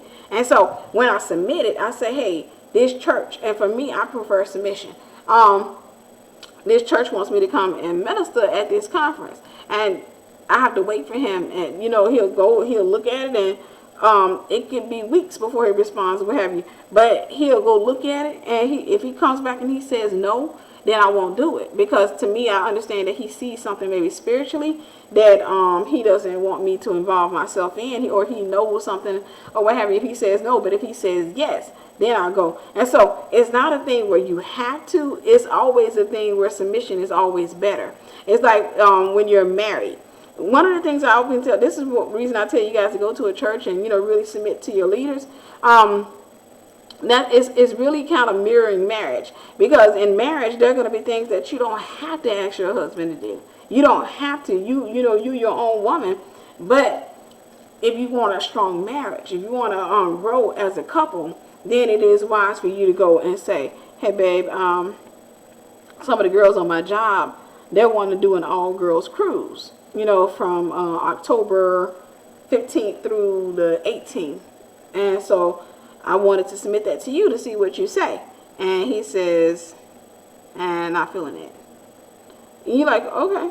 He's like, the reason why is because, as a married woman, we got children here. I don't want to be telling our children that you're gone for 3 days or what have you. And, that's something they want to do. And so I would rather us put that money up and let's just plan for us to go on a cruise. And so I'm practicing submission. even, with the leader or what have you. So no, it's not mandatory, but it is advisable. I would advise you to do it. I've been watching you for a year, and I've grown and really have looked. You have been so helpful and encouraged. I tell my mom about you all the time. God bless you with you. Oh, thank you, gorgeous sis. That really blessed me. Thank you. Is it a red flag if you go to a church that's been gradually losing members, like more than 100 over the past year? Yeah, if it's moving quick like that, it could be a red flag, or it could be a transitional stage. But yeah, it could be a red flag. It depends on the size of the church, because if they're losing hundreds of members, that tells me they probably have thousands. And so it depends, because every church is going to have go through a transitional phase. Every church is going to lose members. But I can say that I remember knowing a woman who lost a lot of members, but it was because of how she treated people. But the thing is, I say just pray about it. Just pray about it. What does it mean if your ex keeps showing up in your dreams? I prayed against soul ties and tried to forget him, but he usually shows up just to ignore me and make me feel bad. That's not your ex that's showing up in your dream. That's a familiar spirit. And so what you're praying against the wrong thing. You're praying against your ex when you need to be praying against that spirit. Familiar spirits like to use familiar faces and stuff like that to achieve a certain goal. And so it could be a spirit of rejection. So he shows up and he ignores you, makes you feel rejected. It could be the spirit of rejection, using the face of an ex to cause you to feel rejected or something like that. So what I would just tell you is, if it's a deliverance issue, it can be a deliverance issue. Then if you go to a deliverance church, then hey, step to the altar and get your deliverance. If you don't go to a deliverance church, look for a conference in your area. If it's not a deliverance issue, you just want to pull it down. You want to speak to every unclean spirit, every spirit in my bloodline, every spirit that came in through my ancestors, paternal and maternal. I said fraternal, paternal and maternal. I renounce you. I take authority over you. I want nothing to do with you. Every familiar spirit, every spirit of witchcraft, I command you to go now to the feet of Jesus. I have nothing. I want nothing to do with you. You have no right to me. You begin to speak to that thing. And so it's not your ex-boyfriend. That's a familiar spirit. It has nothing to do. That dream has nothing to do with the ex. What does it mean? Okay. Oh, you're most welcome. How to stop fantasizing about my ex-husband, and is it wrong?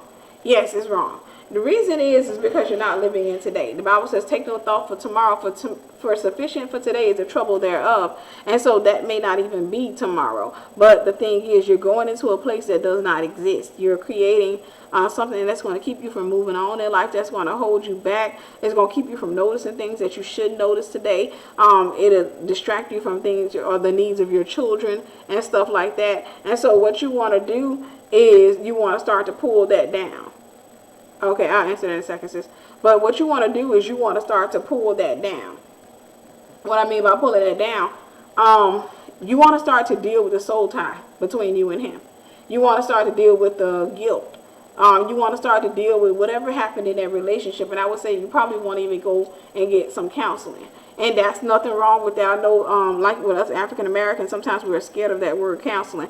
But, get some counseling so that you can go ahead and effectively and wholly get past him. Some people get partially past the person. They learn to live without him or what have you. But God wants us to get wholly past the person. And so when you're not wholly past a person, then what's going to end up happening is you'll constantly deal with fantasy. And so when you're dealing with fantasy, you're going to constantly deal with hurt, rejection, and stuff like that, because when you see him, you realize, hey, he don't want you. He's off and he done moved on with his life, and it's going to constantly hurt you. So no, it's not a good thing for you to do that. It's not a good thing for you to do that. The size of the church was 300, and now it's down to about 180 and fluctuating. Is that normal originally? No, it's not normal. I can't, but it's hard for me to speak on it because I don't know what's going on in the church, but I'll say no, it's not normal. For people to just be up and leaving like that is not normal. And so, it's not about their experiences. What's your experience with the church? You pray and what have you. What's your experience like?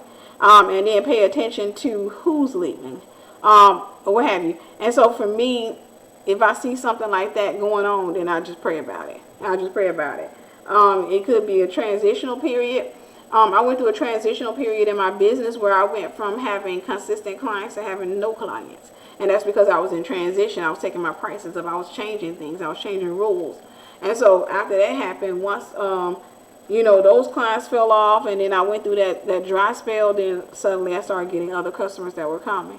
And so transitional periods are normal. But I would say large drop-offs, yeah, that it's kind of hard to speak to that because I don't know what's going on. But I'll say it's not not normal.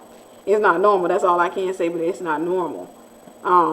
A large church, if you get 1,000 members in a church, you don't expect to see a whole lot. Now, I will say this: this is the summer season, and so it could possibly be that a lot of people are not dropping out. My leader even talked about this. There are a lot of people that don't necessarily drop out of church, but during the summer season they go on vacation a lot, and so the church isn't as full during the summer season as it is during the fall and winter months, because during the summer season a lot of people are going on vacation. So it could be that. What do you do? Oh, you're most welcome. What do you do when you have cut your ex off, but he still calls and texts you asking for sex? First, rebuke him. That we get to control what comes through our phone. The problem isn't that he's calling and asking for sex. The problem is that you're engaging him in conversation. I learned this when I was in the world. If I really didn't want you calling me anymore, you're gonna stop calling me. If I don't want you calling me, you're gonna stop calling me. It's not an if, and, or but about it. It's not a leave me alone type of deal. You're gonna stop calling me. Why? Because when I see you, first and foremost, now that cell phones are out, I'll send you the voicemail. I'll put Mr. Number, which you can use it to block a call. I will put you in Mr. Number. If you call me from another number, I will block that number as well. We gonna show. I will be more consistent with you. If I happen to answer the phone, I'm not going to engage you. I'm not going to have a conversation with you because I know that's what you want. I don't care if it's a negative conversation or a positive conversation. I'm not going to engage you in that conversation. I'm going to pick up the phone and say, I've asked you to lose my number. I'm calling the police. Click. And so he wants to express himself. I'm not giving him a chance to express himself. But if I'm over here talking about I'm a friend, hey, how you doing? What? Boy, you always asking for sex. Then he going to keep calling me because I'm engaging him. And so what you'll have to do is, number one, stop engaging him in conversation. Number two, stop answering most of his calls. If you happen to have to answer, let's say that you're in a public place and he's just blowing up your phone, pick it up and just say, listen, stop calling me. Number three, block his number. Number four, if all else fails, change your number. I mean, when I tell you, when you want to get a break from somebody, you will. It's not hard. Hey, I'm not going to deal with you. You can't call me no more, dude. What if you join a church and a pastor's family who sit front row like the grandchildren dressed seductively? Is that a church leadership to sit under? Yeah, I wouldn't judge it because young children it's not a reflection always of what's going on in the home. It's a reflection of what they've been around, and they could have been around that in school. And so, I mean, as far as the parents allowing them to dress like that, that is problematic, but it doesn't mean that they're bad. It just means that they may not be big disciplinarians or something like that, or they're not the person to argue. Maybe they're spending a whole lot of time at church and they feel a little guilty, and so they're just letting them do what they want. And so now I won't judge them based on how I see the children dressing. Now, if I see the children acting up and sleeping with folks and they just sitting up there acting like ain't nothing going on, and the child that took down 3 deacons, yeah, we got a problem. But other than that, no, I'm not going to get into that because those, first and foremost, those are children. And so one of the things about it is it's really hard, I think, for pastors' kids is that they have to live by a different standard than other people's kids. And sometimes a leader tries to let their children go ahead and dance with the world and do whatever it is that they feel like they need to do. So that they can come on back because they understand the prodigal son parable. And so they'll allow that or what have you. They'll try to allow their children to do as the other children do. But because they're PKs, because they're preachers' kids, they'll get a whole lot of judgment from the congregation because the congregation feels like they should be sitting there looking holy and acting holy. But in reality, that means the child has to put on a front. And so they're going through the same old transitions that every other child goes through. But the thing is, they're having to do it with a lot of eyes watching them. So no, I wouldn't judge that. I wouldn't judge that. How does a single Christian woman live to the purpose of God, but don't fall to the pressure of being in a relationship? My family puts pressure on me when I'm single to be with somebody. Why? I shut my family down. With my family, and I've learned this is really effective with people. You have to be consistent and telling people to stop. And the thing is, the way people get you is this: they'll tell you something, and you're like, okay, no, I don't want to talk about that. I'm waiting on God for my husband and all this other stuff. Then they come back and say something another day, and it feels good, so you engage the conversation. Then you come back another day, and they're talking about it, and you're like, I'm waiting on God for my husband. You need to stop that. Then they come back again, and then you engage the conversation. And so for them, they're going to always keep testing to see if this is a day that you'll engage the conversation.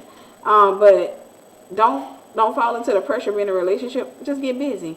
Serve at your church. Write the book God told you to write. Just get busy. Focus on other stuff. Me, and I never thought I can get here, but I don't focus so much on a husband or more. I'm focusing, like, I really want to buy a house. And I already got an idea of what I want my house to be. I think about it. I want my house to be 5 bedrooms for whatever reason. 2-story. I want a couple of bedrooms downstairs. I want at least an acre of land. I want about 3 or 4 bathrooms. I want what they call a mother-in-law house in the back, so I can put people out there when they come to visit. If I ain't too fond of them, if they happen to be the husband family, they can go into the, we got a special house for y'all. We love y'all that much. And we can put them into the outhouse. What was the question? Oh, yeah. And so those, I think about nowadays what type of business I want, what house I want, how I want my business to run.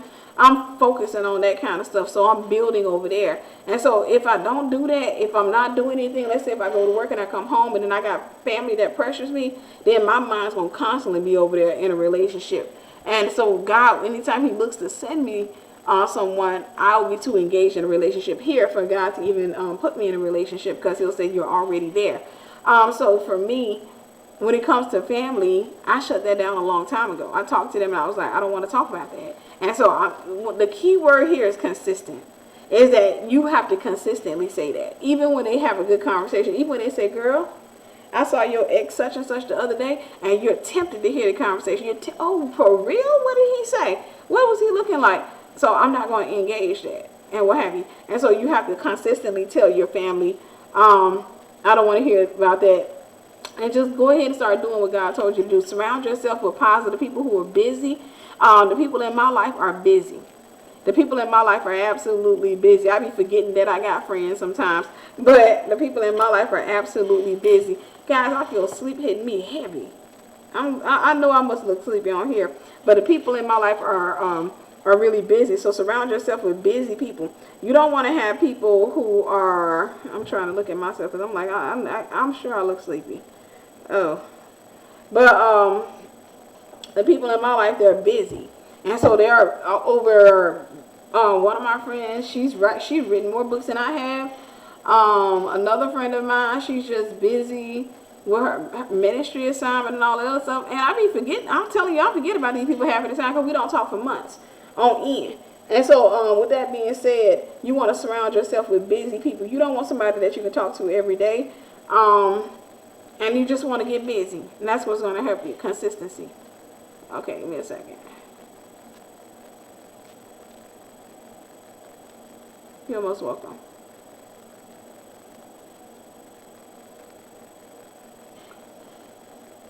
Okay. My experience at the church was wonderful for the first 3 years. It was a loving family atmosphere and the presence of God was strong. Now we are very focused on doing TV ministry and having the best music in town. Not saying that it's bad, but we've been hiring and firing lots of people, starting projects and stopping. Yeah, and just begin to pray for your church.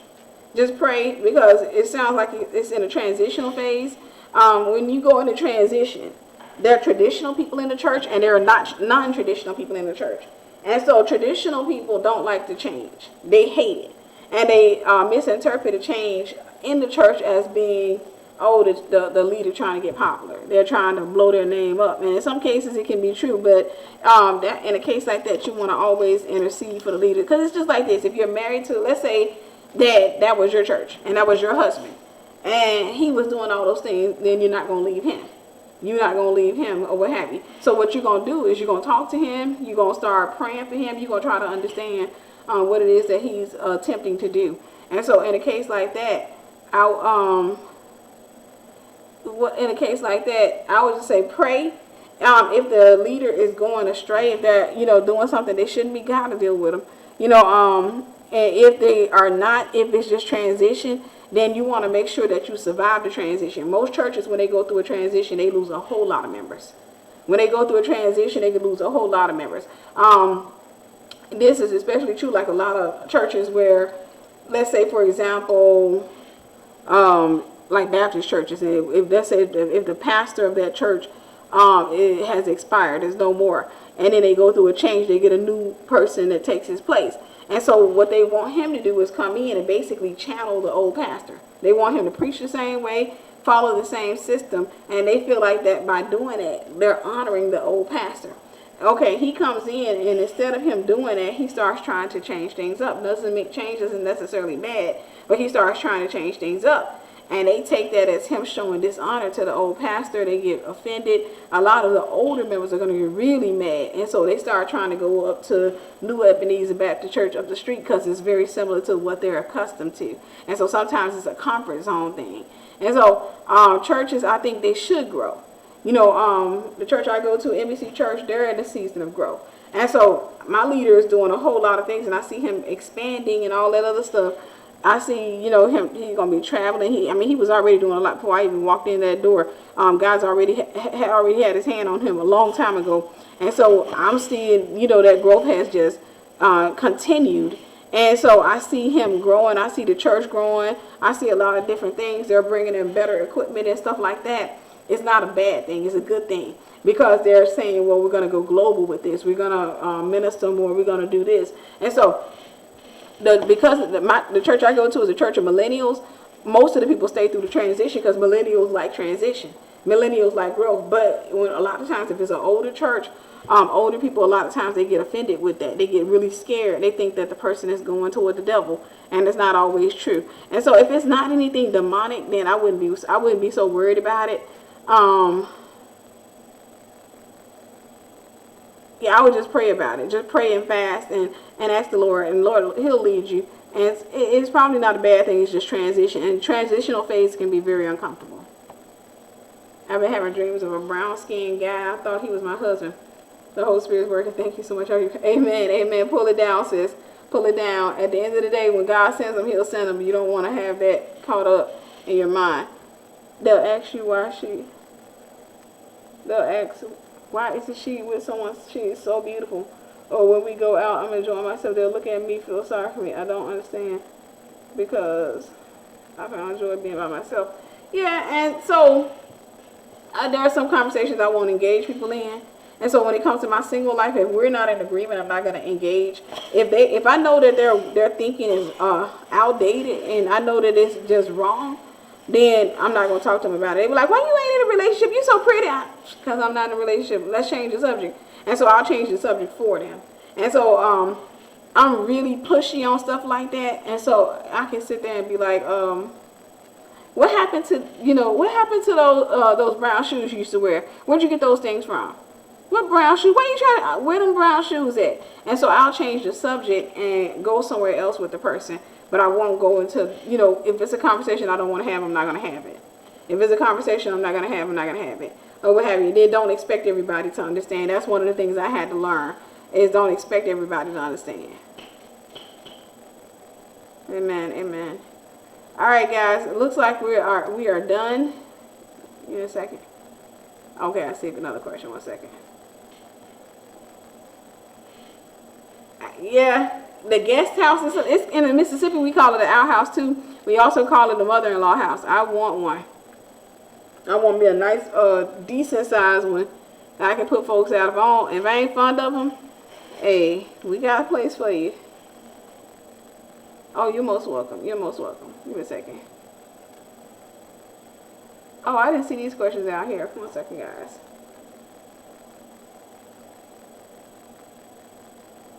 Yeah, I want my kids to be homeschooled too. But I want a wing on my house. I want there to be a homeschool on the other side of the house. Like, I want to have a teacher. Do you have any tips on having better Bible study time? Do you use a concordance and look up Greek, Hebrew words during your study? Yes, I do sometimes, but not so much. You can just, schedule a time. For me, I don't have a schedule like I don't go and say like at 11 o'clock, which I think I should start doing. My Bible study is usually before I go to bed. Whenever I start shutting things down to go to bed, then I go into my prayer room and I get my Bible and I grab me a pen and I grab my notebook in there and I just start whatever it is I'm reading. I'll take notes or what have you. I'll take notes of whatever stands out and I'll kind of run back through it again. You can do that with the concordance and you can do that with Hebrew, especially if you're intentionally like let's say you're studying let's say that you're studying faith or what have you. Then it's good to have your Greek concordance with you then. Excuse me, it's good to have your concordance Bible with you then so that you can study faith and you can get more of an understanding. Oh, you're most welcome.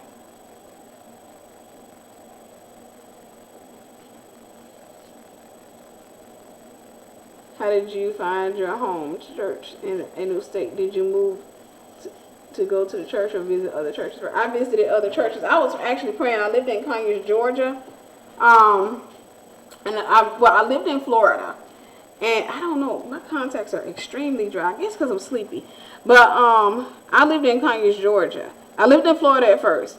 And when I was living in Florida, the Lord laid on my heart. He said, I'm moving you to Georgia. And this was something that he put on my heart really strong. And then I started having prophets telling me that I would go on these calls and prophets were telling me, I hear Georgia in regards to you. And I was like, I already know that. So long story short, when I first moved to Georgia, I moved to a city that somebody recommended to me. And that was in Conyers, Georgia. And I was making this declaration when I was living there that I wouldn't drive more than 20 minutes from my church because I was afraid of Georgia traffic. So I was making these declarations and stuff like that. And so I kept looking for my church. My church was more than 20 minutes away. And so God didn't show me my church home. I thank God that he didn't show me my church home back then because I don't know what I would have done because it would have been close to an hour drive for me. And I was too afraid even to put my car on the road, the car that I had, to put my car on the road like that. I think that was a major issue for me then too. And so I just kept praying and kept praying. And so God showed me, I said, well, God will at least show me some churches I can visit. Show me a church that I can go and I can frequent that church. They can kind of be like a foster church for me for a while until I found my church home. And he said, the Lord answered.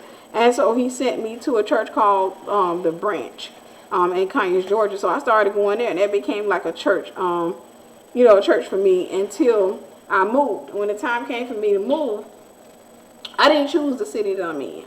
What ended up happening was I had the worst type of neighbors. God would drive you out of an old season.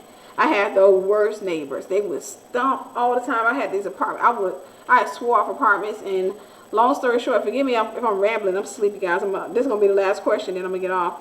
But long story short, I got frustrated. I applied for a particular house in, I think even the city I'm in now.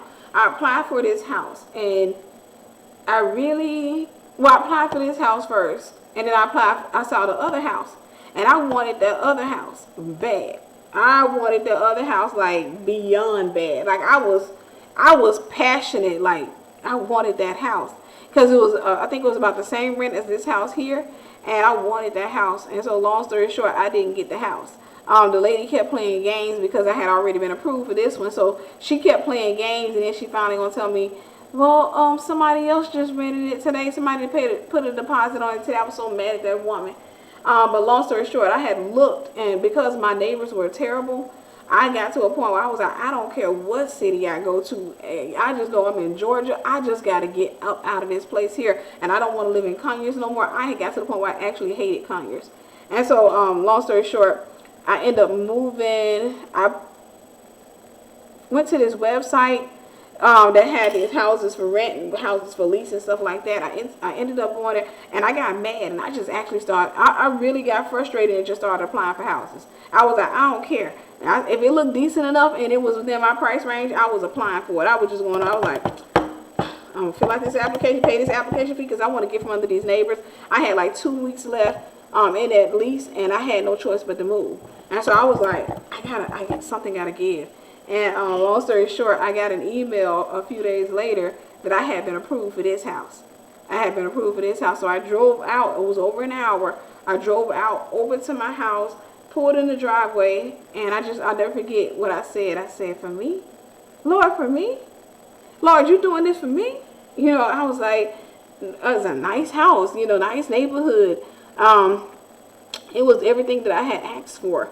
Well, mostly everything that I had asked for. And yeah, so that's how I ended up in the city that I'm in. But while I was in the house, I started praying, and I was asking the Lord, what church? Lord, what church would you have me to go to? I said, where is my tribe? Where are my people? That's where I want to go. And long story short, it took a year. A friend of mine came into town. She came to Georgia, and she called me up. She said, hey, I'll be in Georgia next week. And she said, I would love to meet up with you somewhere. She said, do you know where you're going to church on Sunday? And I was like, she said, have you found a church home yet? I was like, no, not yet. And she said, okay. She said, I got 2 options that I heard are really good out your way. And so she pointed, she sent me one church. I was like, I've been to that church before. And I was like, it was decent. It was not, I mean, I don't have anything bad to say about it, but it wasn't for me. And she was like, okay. And so she had this other one in there in the text. And, you know, she was just basically saying, let's meet up and just go, you know, let's meet up at a church, just hang out or what have you. And so when I looked at the church, I'll never forget, I looked at it and I was like, wait a minute. And I just kept looking at it, and I said, I think this is my church. And it was just something that leaped in me. I said, I think this is it. I said, sis, I don't know what this is, but I feel like this is my church home. I don't know what this is. I'm trying to open up my other phone to see if I can find that text. No, it's dead. But I said, I don't know what this is, but I think this is my church. So while she was talking, she was just going on and on. I went on the internet and I pulled up the church's website. And I said, sis, this is my church. She said, you said, I said, sis, this is my church. This is my church. And I just kept saying that this is my church. This is my church. I ended up going to the church and visiting. And the first time I visited, the pastor was out of town. I had my mom with me. Pastor was out of town. And he had a guest minister. And I remember thinking, if the guest minister is this powerful, my God, the actual pastor, because I had saw him on the internet, so I knew that wasn't the actual pastor. But I was like, if the guest pastor is this powerful, the actual pastor got to be something else. And so I came back and I was like, even though I knew it was my church, I knew it, I felt it in my spirit. I didn't want to just get up and join. So I came the second time and the pastor preached. And so I was still sitting there. Now I'm gonna go up here. I'm just waiting. And I was just waiting on some type of I like some strong voice to come in and say, this is it. Your time in the cave is up, my daughter. Going up to the front. And so the second Sunday, I still didn't go up there. The third one, the pastor was out of town again. My leader, Apostle Brian Meadows, was out of town again. And he had one of the ladies from his church. She was ministering. And I remember she was so powerful, named Prophetess Joanne. And she was so powerful, you know, just watching her walk in the power of God. And then all of a sudden, while in service, I had a vision, and I had a vision of me crawling. And I heard God say, this is where I've been bringing you to. And so I was sitting there, even in that service, I was like, I don't know if I feel like going to the front yet, because I had been in a cave for 9 years. And so making a commitment was scary. And so I was like, I don't know if I'm ready. I think I'm going to wait. And then my friend girl walked up to me, and she was like, she came from the back of the church. She said, girl, I don't know about you. She said, God just told me this is my church home. And I said, he's telling me that too. She said, okay, let's walk up there together. And I was like, all right. So we walked up there and we joined. And so I